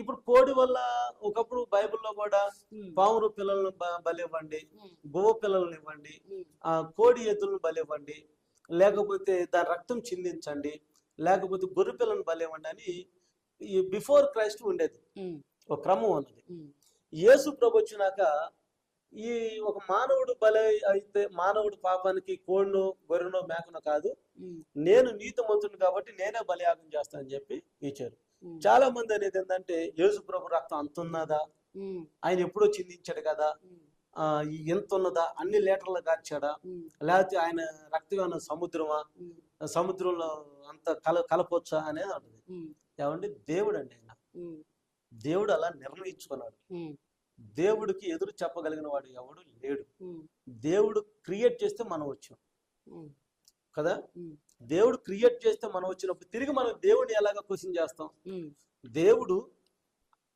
అంతెందుకండి, ఇప్పుడు బైబిల్లో భూమి ఆయన పాదపీఠం అని ఉంది. ఉమ్, మీరు ఒక అంతరిక్షంలోకి వెళ్ళి చూస్తే భూమి చిన్నగా గ్లోబ్ లాగా కనపడింది. ఉమ్, ఆయన పాదపీఠం ఇది. ఆయన పాదపీఠంగా పెట్టుకున్నప్పుడు ఆయన ఎలాగైనా చేయగలడు. రైట్. ఇప్పుడు మీరు ఒక ఛానల్కి హెచ్ఎంగా ఉన్నప్పుడు ఉమ్, మీరు మీ వర్కర్స్ కి ఒక ఆర్డర్ ఇస్తే అదే చెయ్యాలి వాళ్ళు. ఉమ్, మీకు ఎదురు సమాధానం చెప్తే తీసి ఉద్యోగం తీసేస్తాను, అంతేనా? అవును. సీఎం గారు ఉన్నాడు అనుకోండి, ఒక జీవన్ పాస్ చేశాడు అనుకోండి, అది వాస్తవిక, అంతే. ఉమ్, అది చెయ్యాలి. అది ఐపీఎస్ అయినా సీఎం ఐపీఎస్ చదవం లేదు. సీఎం కంటే ఐఏఎస్ గొప్పవాడు, ఐఏఎస్ తర్వాత ఐపీఎస్ గొప్పవాడు, వీళ్ళందరూ గొప్పవాళ్ళు. ఉమ్, వాళ్ళందరూ స్టడీ చేసి మేధో శక్తి వచ్చిన వాళ్ళు. ఉమ్, కానీ 10th క్లాస్ పాస్ అయినా పాస్ కాకపోయినా సీఎం అవ్వచ్చు, ఉమ్, 10th అయినా అవ్వకపోయినా ఎమ్మెల్యే కావచ్చు. ఉమ్, వీళ్ళు చెప్తే ఆర్డర్ చేయాలి. అవును. ఇది ప్రజలకు మంచిది, ఇది ప్రజలకు ఇప్పుడు 4,000 రూపాయలు ఫ్యాక్షన్ ఇవ్వాలి అని సీఎం అనుకున్నాడు. ఉమ్, ఎందుకు ఇవ్వాలని ఒక ఐపీఎస్ అడగడు, ఐఏఎస్ అడగడు, అవును. చట్టం ఆర్డర్ చేయాల్సిందే. పాస్ చేసిరు కాబట్టి చేసేయాల్సిందే. దేవుడు ఒక సీఎం కో, రాష్ట్రానికి సీఎం కో, ఒక దేశ ప్రధానికి ఎంత ఉంటే ఉమ్. ప్రపంచాన్ని మానవులు చేసిన సృష్టికర్తకి ఎంత కమాండింగ్ ఉండాలి. అంటే మీరు నమ్ముతున్నారు కాబట్టి సృష్టికర్త Yes. మీతో మాట్లాడి నా మట్టుకైనా నేను తెలుసుకున్నా అది. అయితే మా క్వశ్చన్ ఏంటంటే సార్, ఇప్పుడు క్రైస్తవులు అందరు కూడా వినండి. ఒక క్వశ్చన్ ఏంటంటే, యేసుక్రీస్తు ప్రభు దేవుడైతే, మా క్వశ్చనే కాదు, ఇక్కడ కొంతమంది హైందవ సహోదరులు కావచ్చు, క్రైస్తవ సహోదరులు కావచ్చు, నూతనంగా కొత్తగా క్రిస్టియానిటీలోకి వచ్చే వాళ్ళు కావచ్చు, యేసుక్రీస్తు దేవుడైతే ఎందుకు ఆయన ఈ లోకానికి వచ్చి ప్రాణం ఇచ్చి ప్రాణం తిరిగి పునరుత్థానుడు అయితేనే కాపాడగలుగుతాడా? ఆయన ఒకవేళ దేవుడు అయితే పైనుండి అన్ని చేసేయచ్చు కదా అని అంటారు. దానికి ఏం చెప్తారు మీరు? పైనుండి అన్ని చేసే కార్యక్రమాలు యేసు ప్రభు రాకముందు అన్ని చేశారు. మానవుడు ఇప్పుడు కన్న పిల్లలకి చాలా ప్రేమ ఉంటుంది. వాడు కసాయవాడైనా, ఇప్పుడు మీరు ఒక బిడ్డను కన్నారనుకోండి, మీ పేగు బంధం ఏంటంటే వాడు దొంగ అయినా, వాడు ఏదైనా అంతకుడైనా, వాడు ఏమైనా పాడైపోతుంటే మీ గుండె తరుక్కుపోయింది. ఎందుకు? మీరు కన్నారు కాబట్టి. నాకు ఆ బిడ్డ మీద అంత ప్రేమ ఉండదు. ఎందుకు? నేను కనలేదు కాబట్టి. నేను వాడు పాడవుతుంటే పాడైతే అయ్యాడులేరా, నాశనం అయితే అయ్యాడులేరా, ఏమైతే మహైతే చచ్చిపోతాడు రా, తెలుసుకుంటే బాగుపడతాడు, లేకుంటే పోతే పోతాడు. కానీ నువ్వేమనుకుంటావు? తెలుసుకోవాలి. ఓ దెబ్బ కొట్టో, ఒక మాట ఆయన వాడిని బంధించో, అవసరమైతే ఇంకెవరి దగ్గర కన్నా తీసుకొని వెళ్ళో, ఎలాగైనా వాడు తెలుసుకోవాలి, వాడిని ఒక మంచి మార్గంలో పెట్టాలి. ఎందుకు? మీ రక్త సంబంధికుడు కాబట్టి, నీ పేగు తెంచుకొని పుట్టాడు కాబట్టి వాడి మీద అంత ప్రేమ, వాడికి ఏది ఏమని మంచి మార్గంలో పెట్టాలి, వాడిని రక్షించాలి అనుకుంటాను. రైట్. ఒక పాము వచ్చింది లేదా పులి వచ్చి ఆ బిడ్డని చంపబోతుంటే నేనైతే దూరంగా ఉంటాను. ఎందుకు? నా బిడ్డ కాదు కాబట్టి. నా ప్రాణాన్ని పన్నంగా పెట్టను. నువ్వు ఉంటావా? నువ్వు ఉండగలుగుతావా? లేదు. నా ప్రాణం పోయినా సరే నా పిల్ల ఫస్ట్ నువ్వు ఆహారం అయిపోయి నీ బిడ్డను పక్కన పెట్టేస్తావు. దట్ ఈస్ తల్లి లేదా తండ్రి, ఉమ్, వాళ్ళకి ఉన్న ఎఫెక్షన్ అలాంటిది. తన బిడ్డల్ని ప్రాణం పోసి ఉమ్, తను బలి అవ్వాలనుకున్నాడు. ఉమ్, యేసు ప్రభు కూడా తను స్వరక్తం ఇచ్చి సంపాదించుకోవాలనుకున్నాడు. ఉమ్, ఒక పాపాన్ని కడగాలంటే రక్త ప్రోక్షణ జరగాలి కాబట్టి, ఆ రక్తం నాదై ఉండాలి కాబట్టి, నేను కన్నాను కాబట్టి, నేనే జీవవాత్మను ఊదాను, ఉమ్, నేనే మరలా వాళ్ళ కోసం బలియాగం అవ్వాలి, ఈ విధంగానే వాళ్ళు తెలుసుకోవాలి, తెలుసుకొని సన్మార్గంలో నడిపించాలి అనుకున్నాడు కాబట్టి ఉమ్, ఆయన ఈ లోకానికి వచ్చాడు. ఉమ్, మానవ రూపంలో వచ్చాడు, శరీరధారి వచ్చాడు. ఆయన ఒక ఏర్పాటు చేసుకున్నాడు, నేను కన్య మరి గర్భంలోకి వెళ్ళాలి, పురుషుని వెరగను శరీరంలోకి వెళ్ళాలి. ఉమ్, అలాంటి ఒక కన్యకని నేను చూసుకోవాలనుకున్నా. ప్రపంచం అంతా ఎదిగితే మరియే దొరికింది. ఉమ్, మరీ గర్భంలోకి వెళ్ళాలనుకుని మరీ గర్భం ద్వారా ఈ లోకానికి వచ్చాడు. ఉమ్. ఆకాశం నుంచి ఊడిపోతే మళ్ళీ 100 క్వశ్చన్లు వస్తాయి. ఈయన దేవుడేనా, ఆకాశం నుండి ఎట్లా ఊడిపడ్డాడు?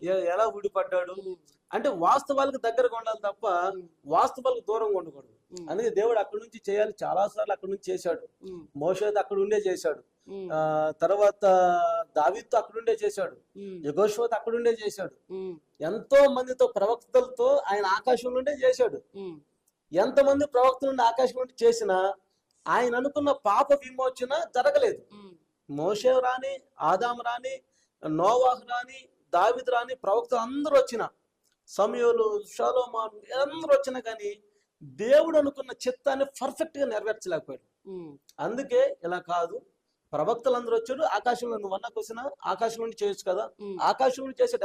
ఎర్ర సముద్రాన్ని పాయలు చేశాడు, ఉమ్, దాటారు, మళ్ళీ కొనుక్కున్నారు. ఉమ్, ఆకాశం నుండి పూరేల పక్షిని పంపించాడు, మళ్ళీ కొనుక్కున్నారు. ఆకాశం నుండి బండను చీల్చాడు, ఆకాశం నుండి ఐగుప్తు దేశాన్ని విడిపించాడు, ఆకాశంలో అనేక మజిలీలు చేశాడు అమ్మ దేవుడు. ఉమ్, ఎన్ని చేసినా ఆ తింటున్నారు, మేలు పొందుకుంటున్నారు, మర్చిపోతున్నారు. ఉమ్, అందుకే ఏమన్నాడు, ఇలా కాదు, నేనే రావాలి. ఉమ్, ఎలా రావాలి? ఎడారిలో వస్తే నమ్మరు, ఆకాశం ఊడిపడితే నమ్మరు. ఇప్పుడు ఏం చేయాలి? ఒక శరీరధారిగా వచ్చి బాల్యం నుండే పెరిగి, బాల్యం నుండే నీతి వాక్యం చెప్పి, బాల్యం నుండి వాళ్ళ కళ్ళ ముందే ఎలా పెరగాలి, ఎలా మాట్లాడాలి, ఆయన నడక, ఆయన పడక, ఆయన మాట, ఆయన తీరు యథార్థంగా ప్రజలు చూపించాలని అక్కడే పుట్టి పెరిగి, అక్కడే ప్రవచించి, అక్కడే మరణించి, అక్కడే తిరిగి లేచి వాళ్ళకే కనపడ్డాడు. ఉమ్, ఇక ఎంతకంటే దేవుడు అని చెప్పడానికి ఆయన గొప్ప సాక్ష్యం కావాలి. Right sir. అయితే యేసుక్రీస్తు ప్రభు దేవుడు అనే వివరణ చాలా మంచిగా ఇచ్చిండ్రు. మీరు నమ్ముతున్నారా యేసుక్రీస్తు ప్రభు దేవుడు అని?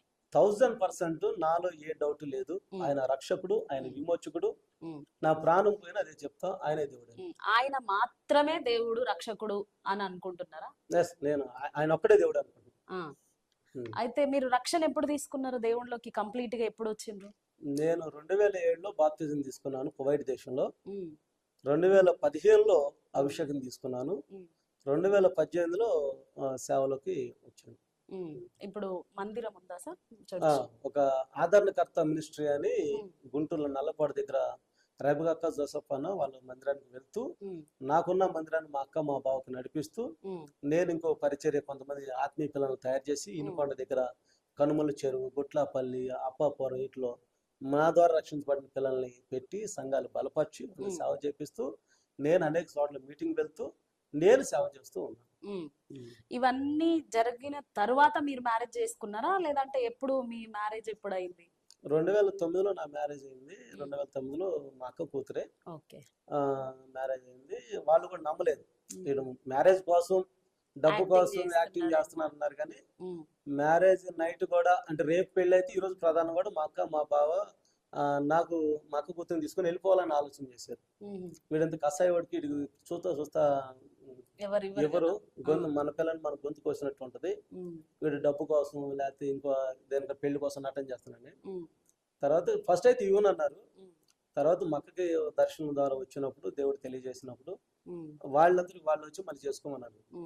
మేము అడిగినప్పుడు దేవుడు మాకు చెప్పినప్పుడు, నేను ఎవరైనా ఇక కమ్యూనిటీతో సంబంధం లేకుండా దేవుడు చూపించిన అమ్మాయిని చేసుకోవాలంటే, మా అమ్మకి కలలో దేవుడు చూపించినప్పుడు మా అక్క వాళ్ళతో చెప్పినప్పుడు, మేము ఇయ్యం, వాడు ఎక్కడ రోడ్డు వాడు ఎప్పుడు చేస్తాడో తెలియదు, అలాంటి వాడికి ఇచ్చి మేము ఎక్కడ గొంతుకోయాలని. నేను కూడా చాలా సంవత్సరాలు పెళ్లి చేసుకోపోయింది. ఎందుకంటే నా జీవితం మధ్యలో ముగించబడింది, అనవసరం ఒక ఆడపిల్ల జీవితం ఎందుకు గొంతుకోయాలి అన్నట్టు ఉన్నాను. కానీ తర్వాత మా అక్క కూడా తెలియజేసిన తర్వాత వాళ్ళు వచ్చి 1 year మా అమ్మాయిని చదివించిన తర్వాత పరీక్షించిన తర్వాత నా ప్రవర్తన చూసి అప్పుడు ఇచ్చింది. చేశారు. ఇప్పుడు ఓకే, అంత బాగానే ఉన్నారు. ఇప్పుడు అంత బాగుంది, హ్యాపీ. మేడం ఏం చేస్తుంటారు? సేవ చేస్తుంటారా మీతో ఇంటి దగ్గర హౌస్ వైఫ్. సో అయితే ఈ సిఎస్ఎస్ అనే సంస్థ ఏంటి సార్ అసలు? క్రిస్టియన్ సేవా సంఘం. ఉమ్, క్రిస్టియన్ సేవా సంఘం. ఎందుకు పెట్టిరు అది? దానికి ఇంకా టైం ఉంది. ఓకే. ఓకే, క్రైస్తవుల కోసం ఒక ప్రొటెక్షన్ ఇవ్వాలి, ఉమ్, క్రైస్తవుల కోసం ఒక సేవ చేయాలి, క్రైస్తవులకు ఒక భరోసా ఉండాలి. ఉమ్, ఈ రాష్ట్రంలో జరుగుతున్న దాడులకి చట్టాన్ని దగ్గర మనకి ఏవైతే భారతదేశ రాజ్యాంగం డాక్టర్ బిఆర్ అంబేద్కర్ కల్పించిన హక్కుల్ని ఉమ్, పొందుపరచడం కోసం ఒక సంస్థ ఫైట్ చేయాలి, ఉమ్, ఒక సంస్థ నిలదీయాలి అనే దాని మీదే దాన్ని తయారు చేసాం. ఉమ్.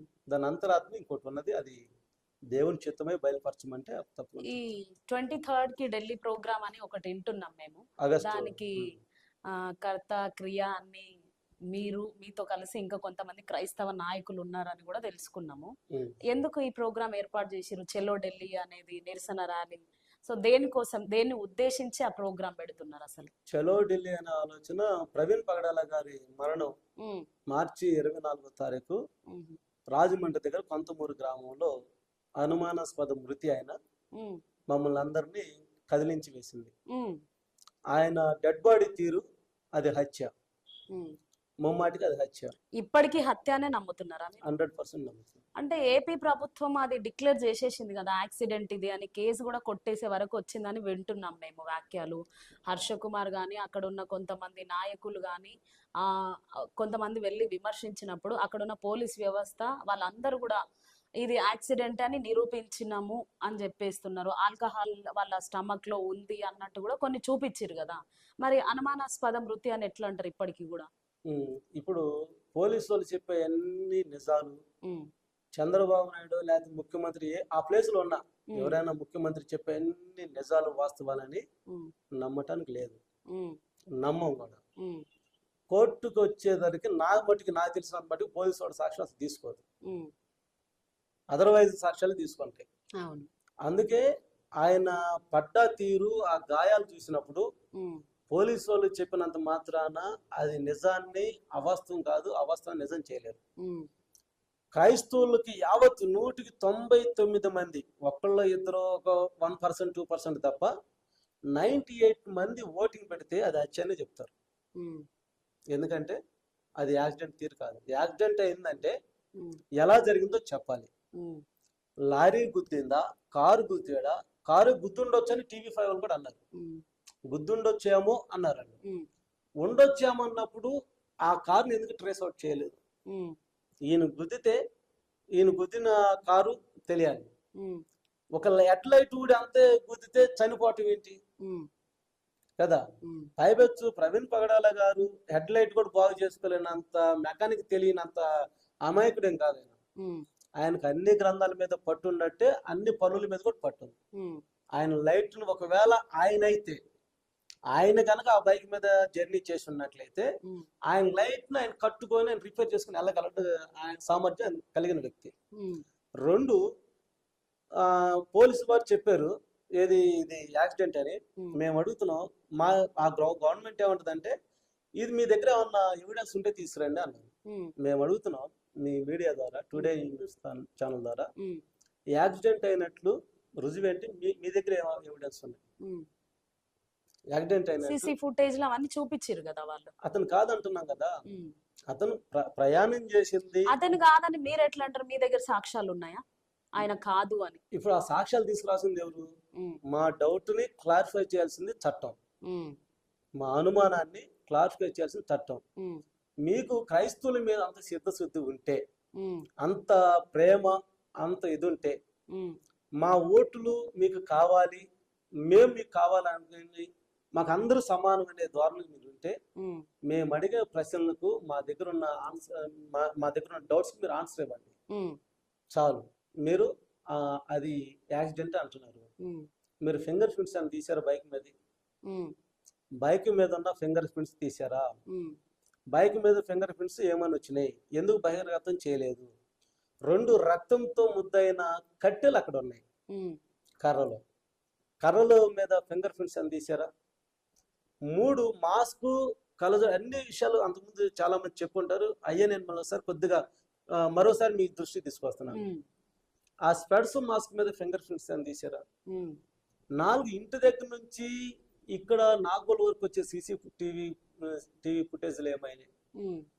5 బండి అంతెత్తి గాల్లో లేచి ఈయన మీద కరెక్ట్గా ఎలా పడితే ఈ బోన్స్ ఫ్రాక్చర్ అవ్వాలి. అవును, అది 200 కేజీలు ఉండే బైక్, అదేదో ప్లాస్టిక్ బైక్ కాదు, సినిమాలో కొట్టినట్టు ప్లాస్టిక్ స్టిక్ కాదు, కొట్టంగానే పేళ్ళు వెళ్ళిపోయే వరకు తల అలాగే ఉండటానికి. అది బైక్, అది బుల్లెట్, రాయల్ ఎన్ఫీల్డ్. ఆ రాయల్ ఎన్ఫీల్డ్ ఒకవేళ లేచి అలాగ పడితే ఇక్కడ చాలా గాయాలు అవ్వాలి. ఇక్కడ ఏం గాయాలు అవ్వకుండా పెదం వరకే తెగి పడిపోయి ఒళ్ళు వరకు తెగిపోవటానికి కారణాలు ఏంటి?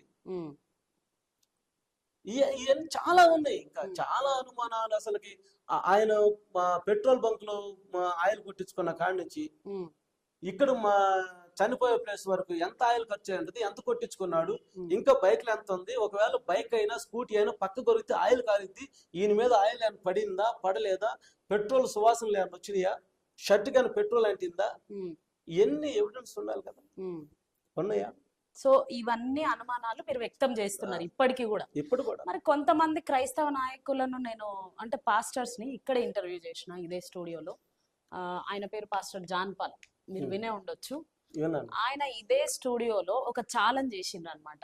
ఇప్పుడు పోరాడుతున్న క్రైస్తవ నాయకులు కావచ్చు, పాస్టర్స్ కావచ్చు, ఎవరైనా సరే ఇది పరువు తీసుకోవడానికి తప్ప దేనికి ఉపయోగపడదు, ఇది ముమ్మాటికి యాక్సిడెంటే అని ఆయన ఒక సవాల్ విసిరిండు. మీరు ఎట్లా అంటారు అట్లా ఇది యాక్సిడెంట్ అని నేను క్వశ్చన్ చేసినప్పుడు, ఇది హత్య అని వాళ్ళు నిరూపిస్తే, ఎవరైతే ఇప్పుడు పోరాడుతున్నారో వాళ్ళు నిరూపిస్తే నేను నా పాస్టరిజాన్ని అన్నింటిని వదిలేసుకొని అందరికి బహిరంగ క్షమాపణ చెప్పి నేను వెళ్ళిపోతా అని అన్నారు అనమాట ఆయన. ఇప్పుడు ఆయన యాక్సిడెంట్ అన్నంత మాత్రాన, లేకపోతే ఆయన పాస్టర్ ఎదిరి వదులుకుంటున్న మాత్రాన మేము దాని గురించి పెద్దగా స్పందించాల్సిన అవసరం లేదు. ఎందుకు లేదంటే ఆయన ఒక సేవకుడిని అలా చూస్తుంటే ఇప్పుడు నేను చెప్పే మాటలకి నా మనస్సాక్షి మీద నన్ను గద్దించాలి, నేను ఒట్టేసుకోవాలి. ఓకే, ఆయన మనస్సాక్షి తెలుసు అది ఏ కోణంలో చూశాడు, ఎందుకు చూశాడు అనేది. నా కళ్ళకి నేను చూసినప్పుడు నాకు యాక్సిడెంట్ లా కనపడింది, ఆయన కళ్ళకి అది అనిపించవచ్చు. దాని గురించి ఒక క్రిస్టియన్ గా మేమిద్దరం మళ్ళీ డిబేట్ పడి అసలు మళ్ళీ దేవుని నామాన్ని మేము రోడ్డు మీద వెళ్ళాల్సిన పని లేదు.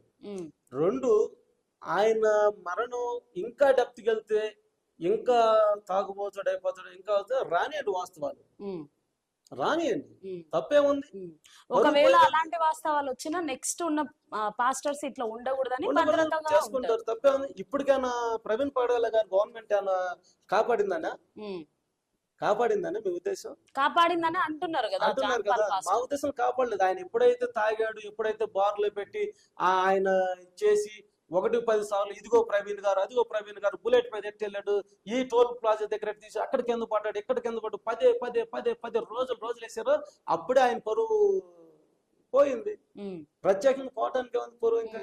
సో ఒకవేళ ఇప్పుడు ఆయన అలాంటి వారు అయినా ఇంకా ఏమైనా వీళ్ళు పుట్టించి అవి రూమర్స్ కావచ్చు, లేకపోతే వాస్తవాలు కావచ్చు, అదైనా సరే మాకు తెలియాలి అని అంటున్నారు. ఏదైనా తెలియాలి.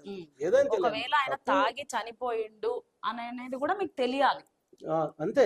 ఆయన తాగాడా తాగలేదు, నేను అలా ప్రవీణ్ పగడాల గారి దగ్గర క్లోజ్ గా ఉండే వాళ్ళని అడిగాను, అలా తాగుతాడా. నాకు తెలిసి ఏ సేవకుడు తాగి డయాస్ మీదకి వెళ్ళడానికి ఇష్టపడ్డాడు, తాగడు కూడా అసలు దాని జోలు కూడా వెళ్ళడు. 2, ఆయన కొన్నది 6 బాటిల్ కొన్నట్టు చూపించారు. బ్రేజా 2, బీర్లు 2, బ్రాందీ 2. అవి కాక్టైల్ అయితే ఎక్కడ తాగాడు, తర్వాత పోలీసు వాళ్ళకి చిన్న క్లూ దొరికినా పెద్ద కేసులు చేసుకెళ్తారు. హైదరాబాద్ ఎల్బీ నగర్ దగ్గర నుంచి అక్కడ చనిపోయే వరకు, లేకపోతే విజయవాడ వరకు హైవేలో ఎక్కడ చేసి తాగినా గానీ ఆ బీరు బాటిల్ లేదా తాగిన కనపడాలి. బాటిల్ ఎంటీ బాటిల్స్ ఉండాలిగా. కొద్ది పోలీసులు 400 CCTV ఫుటేజ్ చూసినప్పుడు 400 కిలోమీటర్లు వెళ్ళి ఎక్కడ ఉంది ఏంటి ఒక అంటే హిస్టరీ ఛేదించాలనుకున్నప్పుడు కొంతమంది క్లూస్ టీమ్స్ పెట్టి కుక్క డాగ్స్ పెట్టి ఎక్కడ ప్రవీణ్ పగడాల్ గారు తాగి ఉంటారు ఆ బాటిల్స్ దాని మీద ఫింగర్ ప్రింట్ తీసుకుందాం ఇక్కడ ఎక్కడ కూర్చొని ఉంటాడు ఐడెంటిఫై చేయడం పెద్ద కష్టమేం కాదు కదా. ఆయన గూగుల్ టేకఫ్ ఉంది కదా. ఇప్పుడు చాలా మంది అంటున్నారు సార్, ఎల్బీ నగర్ నుండి హైదరాబాద్ నుండి స్టార్ట్ అయినప్పటి నుండి ఆయన తాగుతూనే వస్తున్నారు. మళ్ళీ ఇక్కడ టోల్ ప్లాజా దగ్గర కూడా ఆల్రెడీ పడిపోతే ట్రాఫిక్ పోలీస్ వాళ్ళు కూడా లేపి కూర్చోబెట్టి మళ్ళీ పంపించినారు అంటున్నారు. ఇది అసలు అయితే ఈ క్వశ్చన్ మీరు అడగలేదా క్రైస్తవులుగా? మీరు ఒక ట్రాఫిక్ కానిస్టేబుల్స్ కానీ ట్రాఫికర్స్ కానీ డ్రంక్ అండ్ డ్రైవ్ లో పట్టుకోకుండా ఎందుకు వదిలేసిర్రు ఆయన అని మీరు ఎప్పుడు క్వశ్చన్ చేయలేదా ఎవరిని? క్వశ్చన్ చేసింది. ఇప్పుడు ఆయన అయితే వాళ్ళు ఆపేవాడు, ఆయన కాదు కాబట్టి చిన్న లాజిక్ అమ్మా. నిజంగా ప్రవీణ్ పగడాల్ గారు తాగి ఉంటే ఆ లాపి పెద్ద పెద్ద పోస్టర్లు వేసేవాడు. తాగి డ్రైవ్ చేస్తున్న ప్రవీణ్ పగడాల, తాగి వాక్యం చెబుతున్న ప్రవీణ్ పగడాల అని వీడియోలు పెట్టి షార్ట్స్ పెట్టి రకరకాలుగా వేసేవాడు. ఆయన కాదు కదా, అందుకే ఆయన ఆపలేదు. సో ఈ ఆయన కాదు కదా, అందుకే మాస్క్ తీయలేదు. ఆయన కాదు కదా, అందుకే నువ్వు బాగున్నావు అంటే నేను బాగున్నా, నేను తమ్ము చూపించాడు బయలుదేరాడు అన్నాడు. ఆయన కాదు కదా 3-4 గంటలు ఇక్కడ పార్క్ లో పడుకున్నా అని చెప్పింది. ఆయన గనక ప్రవీణ్ పగడాలే తాగి ఉన్నట్లయితే ఈ సమాజం ఎవరైతే ఫోటోలు తీశారో, ఎవరైతే ఆ వీడియోలు పెట్టారో వాళ్ళందరూ ఇదిగో ప్రవీణ్ పగడాల గారు మాస్క్ తీసి పెద్ద పెద్ద కటౌట్స్ పెట్టేవాళ్ళు. ఈయన తాగి డ్రైవ్ చేసాడు, ఆయన తాగిన బాటిల్ ఇది, ఆయన కూర్చున్న ప్లేస్ ఇది, ఆయన వెళ్ళిన ప్లేస్ ఇది, ఆయన ఇక్కడ పడిపోయాడు, డాక్టర్ గారు మాస్క్ తీయద్దంటే ఆయన మాస్క్ పెట్టుకుంటే తీవని చెప్పి లాగేశారు అని చెప్పేసి పెద్ద పెద్ద వీడియోలు వచ్చాయి. ఆయన కాదు కాబట్టే ఆయన మాస్క్ తీయలేదు. ఆయన మాస్క్ తీసుకున్న ఫొటోస్ ఉండు, ఆయన కూర్చున్న ఫొటోస్ ఉంటాయి, పైపెచ్చు బైక్ బుల్లెట్ లైట్ పెట్టినట్టు ఫొటోస్ ఉంటాయి, అంత మట్టుకుంటాయి. ఆయన ఎక్కడ స్ట్రైట్ చూసినట్టు ఉంటుంది. అసలు ఆయనే ప్రవీణ్ పగడాలని రుజువేందని చెప్పమనండి. సో ఇదంతా ప్లానెడ్ గా చేసిర్రు అని అనుకుంటున్నా. ప్లాన్ ఎవరికి అవసరం అసలు ఆయనను చంపడానికి? ఒక వాస్తవంగా ఒక క్వశ్చన్ అడిగితే సార్, అసలు ఆయన చనిపోక ముందు పాస్టర్ ప్రవీణ్ పగడాల ఉన్నారు అని క్రైస్తవ సమాజానికే 50% తెలియదు అసలు. ఆయన చనిపోయిన తర్వాతనే ఈయన ఒక డిబేటరు, ఈయన రక్షణ టీవీలో చేసిండు, ఈయన ఒక మిషనరీ అని అన్ని బయటికి వచ్చినాయి వీడియోస్ చనిపోయిన తర్వాత. ఒక 50% క్రైస్తవ సమాజానికి కూడా తెలియని పాస్టర్ ని ఎవరు చంపాలనుకుంటారు అసలు? ఇప్పుడు ఇది ఎవరు చంపాలనుకున్నారంటే ఆయన సుప్రీంకోర్టులో యాంటీ కన్వర్షన్ బిల్ మీద ఫైట్ చేస్తున్నాడు, యాంటీ కన్వర్షన్ మీద చేస్తున్నాడు. మరి దానివల్ల ఇబ్బంది ఎవరికి ఉందో వాళ్ళు ఐడెంటిఫై చేయవచ్చు. ఓకే, కొంతమంది ఏంటంటే వాళ్ళ మిస్సెస్ ఆస్తి తగాదాలు అయ్యి అని రకరకాలు చెప్తారు. ఫ్యామిలీ మ్యాటర్స్ లో కూడా ఆయన మనస్తాపం చెంది తాగుడుకు గురై చనిపోయిందని కూడా కొంతమంది అంటున్నారు. ఆయన అంటే ఫ్యామిలీని సరి చేసుకోలేనంత స్టెబిలిటీ లేనుడు కాదు, ఫ్యామిలీని కూడా కంట్రోల్ చేసుకోలేక ఫ్యామిలీలో ఆస్తి తగాదాలను సెటిల్ చేసుకోలేనంత అమాయకుడు కాదు, అంత అజ్ఞాని కూడా కాదు. ఆయన అన్నిటి మీద జ్ఞానం కలిగి భయంకరమైన తాగుబోతులకి కౌన్సిలింగ్ ఇచ్చి ఆయన మార్చినవాడు. క్రూరమైన వాళ్ళని మార్చిన వాడికి భార్యను మార్చుకోవటమో లేకపోతే దమ్మును మార్చుకోవటమో లేకపోతే ఆస్తి తగాలు చక్క పెట్టుకోవటంలో పెద్ద ఇది కాదు. ఆయన ఆ డబ్బు దగ్గర ఆయన ఎక్కడ చేసినా ఫ్రీగా సేవ చేసినవాడు. డబ్బును ప్రేమించినోడు డబ్బు కోసం ఎలాగా తాపత్ర పడతాడు? డబ్బును ప్రేమించోడైతే వెళ్ళిన కోట నా రేట్ ఎంత, నాకు 1,00,000 ఇవ్వండి, 2 లక్షలు ఇవ్వండి, 3 లక్షలు ఇవ్వండి అడగాలి, డిమాండ్ చేస్తారు. నాకు లాడ్జ్ పెట్టండి, నేను 10 మంది గన్ మ్యాన్ తో వస్తాను, సెక్యూరిటీ గార్డ్ తో వస్తాను అని అనాలి. ఆయన ఎందుకు సీదాగా ఒక్కడ వెళ్ళాలి? ఆయన ఎందుకు అసలు ఆర్భాటం లేకుండా వెళ్ళాలి? ఈ రోజు చూస్తున్నారు కదా, చిన్నగా ఏదన్నా కొద్దుకుంటే పక్కన 10 మంది వేసుకుని వెళ్ళే ఉంటారు. వెళ్ళొద్దని నేను అనట్లేదు, వాళ్ళకుంటే థ్రెట్ ఏదో ఉందో మరి నాకైతే తెలియదు. అయితే అంత మాత్రం ఈయన ఒక్కడే వెళ్ళి సేవ చేసి అంత చేస్తున్నంటే ఎంత కమిట్మెంట్ ఆయనకి దేవుడితో ఉంటే. ఆయన తాగాలంటే అమెరికాలో తాగొచ్చు మా స్కాచెస్. ఆయన ఫ్లైట్ వెళ్ళి ఆ ఉదయం అక్కడ తాగి 4 రోజులు ఆడ కొనుక్కొని ఇదే రావచ్చు. మీరు ఎప్పుడైనా గమనించండి, రాత్రి అన్ని బాటిల్ తాగినాడు, పొద్దున్నే మూతి బాడీ కంపు కొట్టుకోవాలి, కంపు కొట్టాలి. ఫస్ట్ రిపోర్ట్ లో ఇది ఆల్కహాల్ లేదే, ఫస్ట్ రిపోర్ట్ లో ఆల్కహాల్ లేదు కదా, మరి తర్వాత ఎందుకు వచ్చింది ఆల్కహాల్? ఎక్కడో కొద్దిగా ఉందని కదా, అది అప్పుడు ఎందుకు గుర్తొచ్చింది? ఫస్ట్ మీడియాలో వచ్చిన CCTV ఫుటేజ్లు ఐజీ గారు మాకు తెలియదండి అన్నారు కదా. ఉమ్, తర్వాత అయ్యే వాస్తవం ఎందుకు అంటారు? ఉమ్. ఎందుకు నోటీస్ మళ్ళీ ఎందుకు సభలు పెట్టుకుంటూ ఆపాలి? అంటే మీరు అనుమానాస్పదాలు అన్నారు కాబట్టి మేము క్షుణ్ణంగా పరీక్షించి ఇంకా డెప్త్ గా ఈ కేసును డీల్ చేసి ఇవన్నీ బయటికి తీసుకొచ్చి ప్రెస్ మీట్ పెడుతున్నామని అన్నారు. రీపోస్ట్ మార్టం చేసి అంత చిత్తశుద్ధి అంటే ఉమ్, అమెరికన్ డాక్టర్ పిలిపించి 4XL పిలిపించి ఉమ్, తీయమని చెప్పండి. ఉమ్, మేము నోటి మీద ఈనేసుకుని అప్పుడు కూడా తాగి చనిపోయాడంటే ఉమ్, ఎవరైతే ఎస్పీలు ఉన్నారో ఎవరైతే చేయమన్నారో కాళ్ళు పట్టుకు క్షమాపణ అడుగుతారు. ఉమ్, అమెరికన్ డాక్టర్స్ పిలిపించి ఉమ్, రీపోస్ట్ మార్ట్ చేసి 10 కెమెరాలు పెట్టండి, ఉమ్, పబ్లిక్ లో రీపోస్ట్ మార్ట్ చేయండి. ఉమ్, వాళ్ళు కూడా క్రిస్టియన్ డాక్టర్ని పిలిపించండి. ఉమ్, పిలిపించి ఇది ప్రవీణ్ పగడాల తాగి చనిపోయాడు, ఉమ్, ఇతను తాగుపోతాను నిందేస్తే ఉమ్, నేను ఎవరైతే తాగడాని అన్నారో ఉమ్, మేము వాళ్ళందరికి వెళ్ళి దండం పెట్టి కాళ్ళు పట్టుకుని సారీ అండి, మేము తప్పుడు వాళ్ళం అండి, మేము ఇదండి మేము తప్పుగా మాట్లాడాం, ఉమ్, అనవసరంగా మీ మీద అనుమానించామండి, మీ తీర్పుల మీద అనుమానించండి, మేము సారీ చెప్తాం, ఉమ్, నేను దానికి సిద్ధంగా ఉన్నా, కట్టుబడి ఉన్నా. సో చూస్తున్నాం కదా, ఈ మీడియా ద్వారా వాళ్ళకున్న అనుమానాలు వాళ్ళు వ్యక్తం చేస్తూ ఇంకా ఏమంటున్నారంటే ఇది నిజంగానే వాళ్లకు అది తెలంగాణ ప్రభుత్వం కావచ్చు, ఆంధ్రప్రదేశ్ ప్రభుత్వం కావచ్చు, క్రైస్తవుల మీద చిత్తశుద్ధి ఉంటే ఇది నిజంగానే తాగి చనిపోయాడు అని నిరూపించండి, మళ్ళీ రీపోస్ట్ మార్టం చెయ్యండి అని ఒక సవాల్ విసురుతున్నారు. సో ప్రభుత్వం సైడ్ నుండి అయినా లేకపోతే క్రైస్తవుల సైడ్ నుండి అయినా మేము కూడా మా మీడియా ద్వారా ఏం కోరుకుంటున్నాం అంటే ఉన్న వాస్తవాలను చూపియాలని మేము కూడా కోరుకుంటున్నాం. ఎందుకంటే చనిపోయింది ఒక సామాన్యమైన వ్యక్తి కాదు, ఒక మత బోధకుడు, ఆయన ఒక వక్త. ఆయన మెసేజ్లు ఇప్పటికే చాలా మంది వింటూ ఉండొచ్చు. ఆయన ఎవరిని కూడా హర్ట్ చేయకుండా మాట్లాడడం, ఎలా మాట్లాడతాడు, ఇవన్నీ కూడా చాలా మంది ఇప్పుడు సోషల్ మీడియా ఓపెన్ చేసి ప్రవీణ్ పగడాల అని కొట్టంగానే ఒక వేలల్లో వీడియోస్ వస్తూనే ఉంటాయి, చాలా మంది చూస్తూనే ఉన్నారు.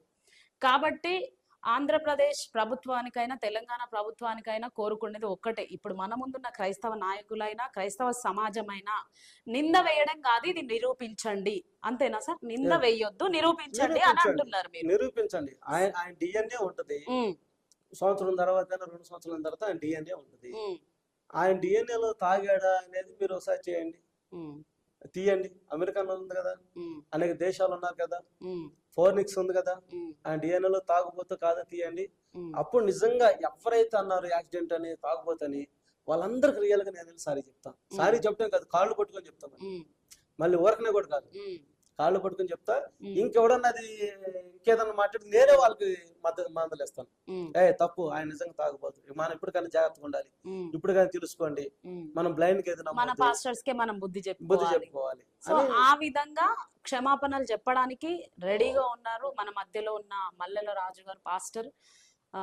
ఇలాంటి విషయంలో కూడా ప్రభుత్వాలు ఆలోచించాలి అని మేము కూడా కోరుకుంటున్నాం. అయితే సార్, ప్రవీణ్ పగడాల గారి టెస్ట్ మనీ విన్నాం మేము. ఆయన టెస్ట్ మనీలో గతంలో నేను సిగరెట్ తాగేవాడిని, డ్రింక్ చేసేవాడిని, డ్రగ్స్ ఉంటాయి కదా, డ్రగ్స్ చేసేవాడిని, మా తమ్ముడిని ఎవరో బెదిరియడానికి వస్తే మా ఫ్రెండ్ని సైతం నేను చంపడానికి వెళ్ళినా చనిపోయిండు అనుకో అని చెప్పేసి తుప్పల్లో పడేసి వచ్చేసినాం, ఏదో నా దేవుడి దయ వల్ల వాడు బ్రతికిందన నేనున్నా ఇప్పుడు అని ఆయన కొన్ని సాక్ష్యపరంగా పంచుకున్నాడు. ఇప్పుడు ఏమంటున్నారంటే కొంతమంది సమాజంలో అప్పుడు తాగినోడు ఇప్పుడు తాగడా అని అంటున్నారు. అయితే మీ సాక్ష్యం విన్న తర్వాత, ఆ సాక్ష్యం ఈ సాక్ష్యం నేను విన్న తర్వాత క్రైస్తవులందరూ ఒక టెస్ట్ మనీ కలిగి ఉంటారు. ఆ టెస్ట్ మనీ కలిగిన వాళ్ళే క్రైస్తవులుగా మారుతున్నారు కూడా. మీరు కూడా అన్నారు ఇప్పుడు నేను తాగేవాడిని, ఇలా క్రూరంగా ఉండేవాడిని, కోపస్తుని అని అంటున్నారు. అయితే ఇప్పటికి ఒకవేళ మీరు తాగుతున్నారా, లేదంటే ఒకవేళ తాగాలనే ఆలోచన మీ మైండ్ లో ఉంటుందా? మీరు ఉన్నారు మా కళ్ళ ముందు కాబట్టి నేను అడుగుతున్నా. మన మధ్యలో ప్రవీణ్ గారు లేరు, ఆయనను అడగలేం మనం. ఎప్పుడో 20-30 ఏళ్ల క్రితము ఇది చెడు అలవాటు అని వదిలేసిన వ్యక్తి మళ్ళీ తాగగలుగుతారా? మీరు కూడా అదే సిచ్యువేషన్ లో నుండి బయటకు వచ్చిర్రు, దేవుడు నాతో మాట్లాడాడు, నేను ఒక రక్షకుడిని తెలుసుకున్నాను, వచ్చాను అని ఇప్పుడు మా కళ్ళ ముందు మీరు ఉన్నారు. అయితే ఆ తాగుబోతు తన మీరు ఎప్పుడైతే వదిలేసిండ్రో మళ్ళీ దాన్ని స్వీకరించగలుగుతారా అసలు? అదే అమ్మా, ఎప్పుడు కూడా దాని జోలికి వెళ్ళరు. చిన్న చిన్న బలహీనత కొద్దిమందికి ఉంటే ఉండొచ్చు, దాన్ని దేవుడే సరి చేస్తాడు. మనుషులు ఎవరు జడ్జ్మెంట్ చేయకూడదు. రెండు, మా మట్టుకైతే యేసు ప్రభు నమ్మకం ముందు అనేక బలహీనతలు ఉన్నాయి. చేసాం, నమ్మిన తర్వాత మానేసాం. రాత్రి కూడా ఒక ఫంక్షన్కి వెళ్ళాం, మా ఫ్రెండ్ మ్యారేజ్కి వెళ్ళాం, నేను బ్రదరే వెళ్ళాం. ఆ పక్కన చాలా మంది గుడారం వేసి మందు పార్టీ జరుగుతుంది. నా సాక్ష్యం ఆయన ఇప్పుడు. ఓకే, మేము మా వాటికి నేనెవడు అక్కడ ఎవరికి తెలియదు, నేనెవరో అక్కడ ఎవరికి తెలియదు. మీ ఏమైనా చేయొచ్చు, కానీ మా ఎడం కన్ను కూడా అటు చూడలేదు. మా ఎడం కన్ను కనీసం మా ఎడం కాలు కూడా అటు పెట్టలేదు. అందరూ చక్కగా ఎవరైతే నలుగురు కలిసి భోజనం చేస్తున్నారో, ఫ్యామిలీతో భోజనం చేస్తున్నారో అక్కడికి వెళ్ళాం. మాకు నచ్చింది తిన్నాం, హ్యాపీగా వచ్చాం. ఏంటి సమాజం ఎట్ట అయిపోయింది చూసావా, ఈ కల్చర్ ఎందుకు ఇలా అయిపోయిందని బాధపడ్డాం. దేవుని చిత్తం అయితే వీళ్ళందరికీ ఒకసారి జ్ఞానం రావాలని అనుకున్నాం. డబ్బు ఉండి ఇంత ఖర్చు పెడుతున్నారు అని చెప్పి తండ్రి కూతురి మీద ఉన్న ప్రేమ కొద్దీ ఇంత అరేంజ్మెంట్ చేశారని ఆనందపడ్డాం. దాన్ని మేము వచ్చేసాం. అంతే తప్ప ఇక్కడ ఎవరు లేరు, అక్కడ ఎవరు రాత్రి అసలు ఎవరు నన్ను గుర్తుపట్టే వాళ్ళు కానీ బ్రదర్ని గుర్తుపట్టే వాళ్ళు ఎవ్వరు లేరు. మాకు ఒకవేళ అలాంటి ఆలోచన అది ఉంటే మేము వెళ్ళి అక్కడ కూర్చొని తాగాలి, కానీ తాగలేదు. ఎందుకు తాగలేదంటే ఒకసారి వదిలేసాం, ఇంకా అనవసరం దాని జోలికి ఎట్టి పరిస్థితులు వెళ్ళాం. వెళ్ళే వాళ్ళు కూడా చెప్తాం. ఇప్పుడు మొన్న ఒక ఆయన సినిమా యాక్టర్ ఫిష్ వెంకటేష్ ఎవరో చనిపోయారు. ఆయన లేకపోతే ఆయన తర్వాత చనిపోయిన వాళ్ళు బతికున్న వాళ్ళు చెప్పిన మాట ఏంటంటే, తాగి గుట్కాలు వేసేసి చనిపోయాడు, కిడ్నీ పాడైపోయి లివర్ ఫెయిల్ అయిపోయి చనిపోయాడు అన్నారు. మేం చెప్పేది అది, తాగటం వల్ల చనిపోతారు, గుట్కాలు తినడం వల్ల కిడ్నీస్ పాడైపోతాయి, తినబాకనే చెబుతున్నాం. మేం చెప్తే మత మార్పిడి, వాళ్ళు చెప్తే ఏమో ఇది జరుగుతుంది. అయితే మీరు ఒక చెడు మార్గాన్ని వదిలేసిండ్రు కదా సార్, ఈ తాగుడైనా ఏదైనా అన్ని వదిలేసి ఒక కమిట్మెంట్ తోటే నేను ఇందులోకి రావాలి, నేను ఒక మంచి మార్గాన్ని తెలుసుకున్నాను వచ్చిన తర్వాత మళ్ళీ ఆ చెడు మార్గం సైడ్ చూడగలుగుతారా అనేది నేను అడుగుతున్నాను. చూడరు, అందరూ అలా చూడరు అనేది లేదు, కొద్ది మంది ఉంటారు. ఒకటి రెండు. ఇప్పుడు మరి ఆ కొద్ది మందిలో ప్రవీణ్ గారు ఉన్నారు అనుకోవచ్చు కదా మీరు. ఆయనకి అలవాట్లేదు. అంటే ఆయన అన్నారు కదా టెస్ట్ మనీలో, నేను ఒకప్పుడు తాగేవాడిని. ఇప్పుడు అందరూ ఇప్పుడు యేసు ప్రభులో రక్షించబడ్డ ప్రతి ఒక్కడు పుట్టుకతోనే క్రైస్తవుడు కాదమ్మా. వాడు మర్డర్ చేసో లేకపోతే చంపో కొట్టో తాగో తిరుగో ఏదో ఒక విధంగా దేవుడు ఏడసారి పట్టుకుంటాడు, జైల్లోనా వేరే దేశంలోనా వేరే ప్రాంతంలోనా. ఇప్పుడు ప్రవీణ్ పగడాల గారు ఆ చంపడానికి వెళ్ళినప్పుడు బయటకు వచ్చిన తర్వాత జరిగిన విషయం అది. ఓకే, నాకు కువైట్ దేశంలో జరిగింది. ఇందాక కూడా ఒక టెస్ట్ మనీ విన్నా, కాకినాడలో ఒక బ్రదర్ విన్నా, ఆయన జైల్లో జరిగింది. డానియల్ రాజు గారు ఒక మావోయిస్ట్ ఉన్నాడు ఆ దేశంలో, ఆయనకి జైల్లో జరిగింది, ఆయనకి అడుగులో జరిగింది. ఒక్కొక్కరు ఒక్కొక్క ప్లేస్ లో రక్షించుకుంటాడు. యేసు ప్రభు తెలుసుకోక ముందు అందరికి తాగుడు అలవాటు ఉండొచ్చు, తిరుగుబోతు అలవాటు ఉండొచ్చు, ఏమైనా ఉండొచ్చు. తెలుసుకున్న తర్వాతే కదా మారేది, అదే కదా మార్పు. యేసు ప్రభుని తెలుసుకున్న తర్వాత వదిలిపెట్టేది. మారిన వాళ్ళు మళ్ళీ ఆ మార్గంలో వెళ్ళరా అనేది నేను అడుగుతున్నా. నా మట్టుకైతే వెళ్ళరు, వెళ్తారు కొంతమంది. అందరూ ఇప్పుడు బైబిల్ పట్టుకున్న వాళ్ళందరూ పరిశుద్ధులు కాదు, బైబిల్ పట్టుకుని ప్రార్థన చేసిన వాళ్ళందరూ నీతిమంతులని కాదు. బలహీనతలు ఉంటే, బలహీనతలు లేకపోతే వాళ్ళు దేవుడు అవుతారు. కాబట్టి మానవులకు బలహీనతలు ఉంటే సహజం, అది దేవుడు వాళ్ళకి క్షమిస్తూ ఉంటాడు. వాళ్ళు ఎప్పుడు పరిపూర్ణంగా మారుతారని దేవుడు ఎదురు చూస్తూ ఉంటారు. అదే ప్రవీణ్ పగడాల గారి విషయంలో ఆయన తాగుబోతు కాదు అనేది ఖచ్చితంగా నాకు తెలిసి సత్యం, నా మనసుకు అనిపిస్తుంది. తాగడు ఆయన. సో ఇప్పుడు మీరు చెలో ఢిల్లీ అనే నిరసన కార్యక్రమం చేపట్టిండ్రు, క్రైస్తవుల మీద జరుగుతున్న దాడుల కోసం కావచ్చు అవన్నీ. అయితే క్రైస్తవుల మీద దాడులు జరుగుతున్నాయా అని అంటున్నారు మీరు. క్రైస్తవుల మీద ఎందుకు దాడులు జరుగుతున్నాయి? మీరు మత మార్పిడి చేస్తున్నారు కాబట్టి, లేకపోతే వీధులలో వెళ్ళి అందరిని డిస్టర్బ్ చేస్తున్నారు కాబట్టి, గట్టిగా అరవడము, మాట్లాడడము, అట్లా మాకు డిస్టర్బెన్స్ అవుతుంది అని దాడులు జరుగుతున్నాయా, లేకపోతే కక్షపూరితమైన దాడులు జరుగుతున్నాయా మీ పైన? క్రైస్తవుల మీద జరిగేది కక్షపూరితమైన దాడులే జరుగుతాయి. అంటే మతం మార్చడం తప్పు కదా సార్? మతం మార్చడం అనేది అసలు ఎవరు మార్చేది చెప్పండి? మతం మార్పిడి మీరు వీధులెంబడి ఒక బైబిల్ పట్టుకొని తిరగడం అయినా చెప్పడం అయినా ఇదంతా మత మార్పిడి కాదా? అది ఎట్ట మత మార్పిడి? అది వీధుల్లోకి వెళ్ళి ఇది మంచి మాట చెప్పినప్పుడు సినిమా పోడు ఒక మైక్ వేసుకొని వెళ్తాడు, రికార్డింగ్ డాన్స్ కూడా ఒక మైక్ వేసుకొని వెళ్తారు. మా సినిమా చూడండి, మా రోజుకు 4 ఆటలు 5 ఆటలు, ఈ సినిమాలు అది ఇది అని చెప్తాను. అంత మాత్రం అది సినిమా మత మార్పిడి అవుతా? ఈనోడు వింటాడు, ఎన్నోడు ఎండో, ఇష్టమైన వెళ్తాడు, లేకపోతే లేదు. బలంతానే ఆయన ఏం సినిమాకి రండి చెప్పట్లేదు కదా. ఆయన ఏం చెప్తున్నాడు, మా హీరో పలానా హీరో సినిమా తీశాడు, దీనిలో యాక్షన్ ఉంది, ఫ్యాక్షన్ ఉంది, బ్రహ్మాండంగా ఉంది, రోజుకు 4 ఆటలు పలానా చోట అని చెప్తా ఉంటాడు. ఉమ్, ఇష్టమైనోడు మాత్రమే వెళ్తాడు సినిమాకి, ఉమ్, ఇష్టం లేనివాడు వెళ్ళడు. ఉమ్, ఇది కూడా అంతే.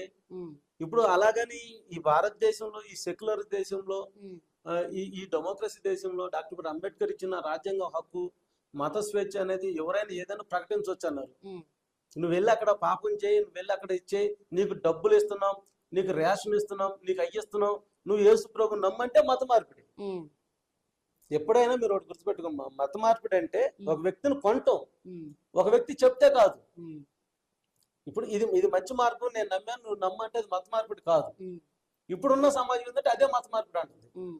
అది మత మార్పిడి కాదు. అలా నేను నమ్ముతారా ఎవరైనా? మీరు ఒక సెక్యులరిజం లో నుంచి వచ్చిన తర్వాత యేసుక్రీస్తు ప్రభువుని తెలుసుకున్నారు. తెలుసుకున్న తర్వాత మన ముందున్న బ్రదర్ వచ్చి లేదు లేదు హిందూ మతంలో బాగుంది అని వాళ్ళు మిమ్మల్ని మత మార్పిడి చెయ్యాలి అని అనుకున్నారు అనుకోండి, మీరు వెళ్తారా అటు? నేను వెళ్ళను. అయితే మరి క్రైస్తవులు కూడా మత మార్పిడి అని అంటున్నారు కదా వాళ్ళు, మీరు ఎప్పుడైనా కౌంటర్ ఇచ్చారా? అలా ఎలా మత మార్పిడి చేయగలుగుతాము? మీరు స్ట్రాంగ్ ఉంటే క్రైస్తవంలోకి ఎందుకు వస్తారు? మీరు నమ్ముకోవాలి అనుకున్నప్పుడే వస్తారు కదా అనే కౌంటర్ ఎప్పుడైనా ఇచ్చారా? ఎప్పుడైనా ఒకటమ్మా, ఉమ్, ఇప్పుడు ఒక వ్యక్తి కష్టాల్లో ఉన్నాడు, ఉమ్, ఒక వ్యక్తి బాధలో ఉన్నాడు, ఉమ్, లేదా సమస్యలో ఉన్నాడు. ఆ వ్యక్తి దగ్గరికి ఎవడైతే వెళ్ళి ఆ బాధను తీరుస్తాడో అతని మాట అతను వింటాడు, కృతజ్ఞత కలిగి ఉంటాడు అక్కడ. ఉమ్, రైట్? ఆ వ్యక్తి గురించి పట్టించుకునేవాడి గురించి కృతజ్ఞత ఉంటుంది అతనికి. ఉండదు. అతను చెప్తే ఆయన వింటాడా? విన్నాడు. వినడు కదా. ఉమ్, ఇది కూడా అంతే. ఉమ్, బాధల్లో నలిగిపోయే వాళ్ళకి మంచి మాటలు చెప్పినప్పుడు, అరే నా గురించి మంచి చెప్తున్నాడు, ఉమ్, ఓహో ఇలా దేవుడు ఇది చెప్పారా, ఉమ్, ఇటుందా, ఉమ్, ఇటు వెళ్ళాలని కోరుకుంటారే తప్ప అతని గురించి పట్టించుకోనోడి గురించి ఎవరు మాట్లాడరు. ఉమ్. అయితే మీరు చేసేది మత మార్పిడి కాదంటారు? 100% మత మార్పిడి కాదు. అసలు మా క్రైస్తవం అనేది మతమే కాదు. ఉమ్, ప్రవీణ్ పగడాల గారు కూడా అదే అన్నారు. ఉమ్, మనిషిని మనిషిగా చూడండి రా బాబు, హిందూ గాను ముస్లిం గాను క్రిస్టియన్ గా చూడద్దని చెప్పారు. ఉమ్, మేము అదే చెప్తున్నాం. ఉమ్, క్రైస్తవం అనేది ఒక మార్గం తప్ప మతం కాదు. ఉమ్, కావాలని కొంతమంది అది మతంగా మార్చారు అంతే. ఉమ్, మతంగా మార్చారు. ఉమ్, ప్రకటిస్తే తప్పేందమ్మా. ఉమ్, ఇప్పుడు ప్రకటిస్తారు, నీ విశ్వాసం గొప్పది, ఉమ్, వీళ్ళ విశ్వాసం మా ఎవరి విశ్వాసం గొప్పది, ఉమ్, నేను 1,00,000 చెప్తా, నువ్వెందుకు మారాలి? ఉమ్. నువ్వెందుకు మారాలి? నేను అబద్ధం చెబుతున్నాను, నిజం చెప్తున్నాను, నేను మంచి ఎందుకు చెడుని మారాలంటే మీరు నా మైండ్ ని డైవర్ట్ చేసేస్తున్నారు మొత్తం. సినిమా వాళ్ళు కూడా చేస్తున్నారుగా. ఉమ్, సినిమా వాళ్ళు చేయట్లేదా? అది ఓన్లీ బార్ ఒక షాపులు, మరి బార్ షాపులు అందరు పెట్టారు కదా. ఉమ్, రోడ్డుకి వచ్చి 4-5 బార్ షాపులు ఉంటాయి కదా. ఉమ్, రోడ్డు మీద ప్రతి ఒక్కరు చూసుకుంటూ వెళ్తారే, ప్రతి ఒక్కరు తాగటే. ఉమ్, అది డైవర్ట్ చేసినట్టు కదా. ఉమ్, పెద్ద పెద్ద బాటిల్ వేసి ఎంఆర్పి రేట్లు వస్తుంది, ఇంకోటి వస్తుంది, ఇక డిస్కౌంట్లు ఎత్తున్నాం అని చెప్తారు. ఉమ్, అది వైన్ షాప్ మార్పిడి కాదా? ఉమ్, మరి అక్కడ ఇల్లు ప్రతి ఒక్కటి వెళ్ళి అట్రాక్ట్ అవుతున్నారా? ఉమ్. దాని బలహీనలు ఎవరో ఉంటారు, దానికి వెళ్తారు, దాని అవసరం అది కొద్దిసేపు మాత్రమే. ఇది హిందూ దేశంను మీరు క్రైస్తవులుగా మొత్తం మార్చాలని అనుకుంటున్నారు. నేను ఒక హిందువును, కాదమ్మా. నన్ను మీరు క్రైస్తవులుగా మార్చాలని చెప్పేసి నా జీవితంలో అది జరిగింది ఇది జరిగింది అని నన్ను కన్వర్ట్ చేయాలని చూస్తున్నారు మీరు. హిందూ దేశం ఒక మహాసముద్రం. ఉమ్, ఎన్ని సంవత్సరాలు మార్చిన, ఇప్పుడు 2020 సంవత్సరాలు యేసు ప్రభు వచ్చి ఉమ్, అంత ముందే ఉందన్నారు హిందూ దేశం. ఉమ్, బౌద్ధుడు వచ్చి 5,000 సంవత్సరాలు. ఉమ్, ఇప్పుడు వీళ్ళు మన సహోదరులు అంటున్నట్టు లక్షల సంవత్సరాలు, 10 లక్షల సంవత్సరాలు, 15 లక్షల సంవత్సరాలు, 20 లక్షల సంవత్సరాలు అంటున్నారు. ఉమ్. 20 లక్షల సంవత్సరాల నుంచి మార్చలేని ఈ భారతదేశం ఒక 4-5 సంవత్సరాలకు, ఒక 50 సంవత్సరాలు మారిద్దా చెప్పండి? 10 లక్షల సంవత్సరాల నుంచి బోధించి మారని ఈ భారతదేశ ప్రజలు ఏం మారిద్ది? మహా అయితే 1% 2% ఉన్న క్రిస్టియాన్ని ఏంది అంత మటుకు తెలుసుకోగలిగారు తప్ప ఎందుకు మా 50% కూడా లేరు కదా, 30% కూడా లేరు కదా. ఏం మారిద్ది? సముద్రంలో ఒక గుప్పుడు ఇసుక తీస్తే అంత మాత్రాన క్రైస్తవ దేశం అయిపోయిద్దా? అవదే. మరెందుకు పాస్టర్స్ అందరూ కొంతమంది ఉంటారు, కర్చీఫ్లు వేస్తే అద్భుతాలు జరుగుతాయి, లేకపోతే పండ్లు ఇస్తే పిల్లలు పుడతారు, ఇలాంటివన్నీ చెప్పడం కూడా వ్యర్థం కదా? అది నిజమైన క్రైస్తవ్యం అంటారా? అది నిజమైన దేవుడి సేవనేనా? ఇప్పుడు వాటి గురించి నేనేం మాట్లాడదలుచుకోలేదు. ఎందుకంటే ఇప్పుడు నేను ఎవరికి వాళ్ళ వ్యక్తిగతంగా దేవుడికి ఎంత దగ్గర చూసుకోవాలి తప్ప మిగిలిన విషయాల్లోకి నేను వెళ్ళదలుచుకోలేదు. అంటే మీరున్న క్రైస్తవ సమాజంలో ఇలాంటివి జరుగుతున్నప్పుడు మీరు కూడా క్వశ్చన్ చేయడానికి ఒక బాధ్యుడు కదా. మీరు బాధ్యుడు అంటే నాకు దేవుడు ఏదైతే చూపించాడో ఆ మార్గంలో నేను వెళ్ళాలి. పక్కన ఏం జరిగినా కూడా మీకు అవసరం లేదు. అవసరం లేదని కదా, అవసరం ఉంటది. కానీ ఒక సేవకుడు తప్పు చేసినప్పుడు నేను క్వశ్చన్ చేయాల్సిన పని లేదు. ఎందుకంటే నాకు చెప్పలేదు దేవుడు, నువ్వు జడ్జిమెంట్ చేయమని నన్ను జడ్జిగా నన్ను పెట్టలేదు. అతనికి వచ్చే దాని మీద నన్ను క్వశ్చన్ చేయమలేదు. ఏంటి అప్పుడు నేను కామ్గానే ఉండాలి. అప్పుడు కూడా క్రైస్తవ సమాజానికి నష్టం కలుగుతుంది కదా. ఏమో మేలు జరుగుతుందేమో ఆ ఖర్చుకు వల్ల, లేకపోతే ఆ ప్రేరల వల్ల కొంతమంది మార్పు చెంది, కొంతమంది రోగాలు తగ్గి, కొంతమంది విడుదల పొంది, దానివల్ల కొంతమంది హ్యాపీగా ఉన్నారేమో. అంటే మీకు ఎప్పుడు అనిపించలేదా హైందవులు ఎందుకు మమ్మల్ని క్వశ్చన్ చేస్తున్నారు, మా క్రైస్తవ్యంలో ఇలాంటి మూఢనమ్మకాలను ప్రోత్సహిస్తున్నందుకే క్రైస్తవ్యాన్ని ఇంత నీచంగా చూస్తున్నారు, ఇన్ని దుర్భాషలు మాట్లాడుతున్నారని మీకు ఎప్పుడు అనిపించలేదా? ఒకటమ్మా, ఇప్పుడు పౌలు శీలలు వెళ్ళినప్పుడు ఖర్చు పట్టుకుంటే క్రియలు జరిగినాయి, స్వస్థతలు ఉన్నాయి. బైబిల్ అంటే వీళ్ళందరూ బైబిల్ ప్రకారంగానే చేస్తున్నారా? స్వస్థతలు బైబిల్ ఉన్నాయి, కానీ స్వస్థతలు పండుకున్నా మాత్రం పరలోక రాజ్యానికి వెళ్తారని లేదు. స్వస్థతలు బేస్ కాదు, హీలింగ్ పవర్ అనేది ఉంది బైబిల్లో. హీలింగ్ అనేది ఉంది. ఎప్పుడు యేసు క్రీస్తు నామం వాడినప్పుడు హీల్ అవుతాయి. మల్లెల రాజు లేకపోతే ఇంకోళ్ళు చెప్తే హీల్ అవుతాయి. మా పేర్లో ఏం లేదు, మాలో ఏం లేదు. మేము నేనైనా ఇంకా సహోదరులైనా సేవకులు ఎవరు ఆడినా ఏం చేసినా గానీ యేసుక్రీస్తు నామం వాడినప్పుడు ఉంటది. దేవుడికి వాళ్ళ కమిట్మెంట్ ఎలా ఉన్నప్పుడు చూసుకున్నప్పుడు దేవుడు కార్యాలు చేస్తాడు ఖచ్చితంగా. ఇప్పుడు హిందువుల్లో చాలా చేస్తారని మీరు నమ్ముతున్నారా? చేస్తాను, నేను నమ్ముతాను. మీకు స్వస్థతలు జరిగినాయి ఏమన్నా? నేను చేసినప్పుడు కూడా కొన్ని ప్రార్థనలు చేసినప్పుడు స్వస్థతలు జరిగిన నాకు సాక్ష్యాలు చెప్పారు, విన్నాను. మీకు జరిగిన అనుభవం ఏమన్నా ఉందా? నాకు చాలా మంది, ఇప్పుడు నేను న్యూజిలాండ్ లో ఒక గ్రామం ఉంది, వెల్లటూరు వెనుకొండ దగ్గర న్యూజిలాండ్. అక్కడ దాదాపు ఒక 7-8 మంది చనిపోయే వాళ్ళని ప్రార్థన చేస్తే దేవుడు బ్రతికించాడు. అంత మాత్రాన్ని నేను పోస్టర్లో పాంప్లెట్లు వేసి ఏం చేయలేదు. అక్కడ ఉన్నారు, ఇప్పుడు కూడా బ్రతికిన వాళ్ళు ఉన్నారు. వాళ్ళ దగ్గరికి వెళ్తే చెప్తారు, డాక్టర్ కూడా ఒక హాస్పిటల్ అయితే బయట పెట్టేయండి తీసుకెళ్ళన్నారు. ఒక అతను, నాకు పేరు గుర్తులేదు, మర్చిపోయి చాలా సంవత్సరాలు అవుతుంది, HIV వచ్చి ఆ మంచం మీద ఉంటే భార్య పిల్లలు వెళ్ళిపోయారు, పంచలో కొనుక్కోబెట్టారు, రేపు ఎల్లుండే చనిపోతారు. నేను దాసు అనే కుర్రాడు ఇంకా నాతో పాటు కొంతమంది ఆత్మీయ పిల్లలు వెళ్ళి ప్రార్థన చేసాం. ప్రార్థన చేసిన తర్వాత మెల్లిమెల్లి కోలుకొని అతను హ్యాపీగా ఫీల్ అయ్యాడు, బ్రతికాడు. ఒక రోజు నేను వెళ్తుంటే గంతులు వెళ్తే జీన్ ప్యాంట్ వేసుకుని వెళ్ళాడు. అడిగారు నన్ను, అనే ఈ అబ్బాయి తెలుసు నీకు అన్నారు. తెలియదురా అన్న అంటే, నువ్వు ప్రార్థన చేస్తే బతికడు కదా అని అన్నారు. ఓహో అన్న, మరి ప్రార్థనకు వస్తానంటే రావట్లేదు అన్న. మేము వెళ్ళి మళ్ళీ ఇంకోసారి వెళ్ళి నువ్వు బ్రతికించాడు దేవుడు అని చెప్పి అంటాం కానీ నువ్వు ప్రార్థనకు రావాలంటాం కానీ నేను చేయలేదు. వాళ్ళు తెలుసుకుంటే వస్తారు, లేదంటే లేదు. దేవుడు చేసిన మేలు అదే వాళ్ళ ఇష్టం. దేవుడు చేసిన మేలు వాళ్ళు పొందుకొని వెళ్ళాలి, కృతజ్ఞత ఉండాలా ఉండకూడదు అనేది వాళ్ళ చేతుల పని. వాళ్ళ ఆత్మకు వాళ్ళే ఉత్తరవాది, నేను కాదు. మా పని ఏంటి? ప్రార్థన చేయటం. బాధలో ఉన్నాడు, రోగంలో ఉన్నాడు, సమస్యలో ఉన్నాడు, ప్రార్థన చేయటం. ఒక్కొక్కరికి కొబ్బరి నూనె రాస్తే ఆ పౌరు దేవుడు వాళ్ళకి ఇచ్చి ఉండొచ్చు, ఖర్చుల ద్వారా దేవుడు ఆ పౌరు వాళ్ళకి ఇచ్చు. నాకంటే ఎక్కువగా హీలింగ్ చేస్తానని చెప్పి బైబిల్లో ఉన్నది. సో ఇవన్నీ బైబిల్లో ఉన్నాయా అని నేను అడుగు. ఉన్నాయి, ఖచ్చితంగా హీలింగ్ అనేది బైబిల్లో ఉన్నది. అందుకే వీళ్ళు పాటిస్తున్నారు అని అంటారు. వాళ్ళు పాటించుతారు, అది జరుగుతుంది. స్వస్థత అనేది ఉంది. నేనేమంటానంటే, స్వస్థతను బట్టి పరలోక రాజ్యం వెళ్ళరు కానీ స్వస్థత అనే కార్యక్రమాలు ఉన్నాయి, విడుదల అనేది ఉన్నది, చీకటి శక్తులు ఉన్నాయి, వాటి నుంచి విడుదల ఉన్నది. ప్రార్థన చేస్తే ఏది అసాధ్యం కాదు, సమస్తం చేయగలిగిన దేవుడు అని వాక్యం ఉన్నది, జరుగుతుంది. కొంతమంది మన నుంచి కూడా లేపబడతారు, ఉన్నది, జరిగాయి, జరుగుతాయి కూడా. ఇక నమ్ముతారా నమ్మరు అనేది వాళ్ళ విశ్వాసం మీద సాక్ష్యం. అంటే స్వస్థపరచబడిన తర్వాత వాళ్ళు నమ్ముతారా నమ్మరు అనేది వాళ్ళ వ్యక్తిగత విషయం. అది ఆ స్వస్థపరచబడ్డా నువ్వు కంపల్సరీగా బైబిల్లో ప్రార్థనకు రా, నువ్వు ఇది యేసు నమ్మని చెప్పడానికి లేదు. యేసు ప్రభు స్వస్థపరిచాడు, నమ్మితే నమ్మలేదు. నీ మేలుని బట్టి నువ్వు పొందుకున్న మేలు అలాగే నీకెవరు మంచి చేసింటే అక్కడికి వెళ్ళు, తప్పే ఉంది.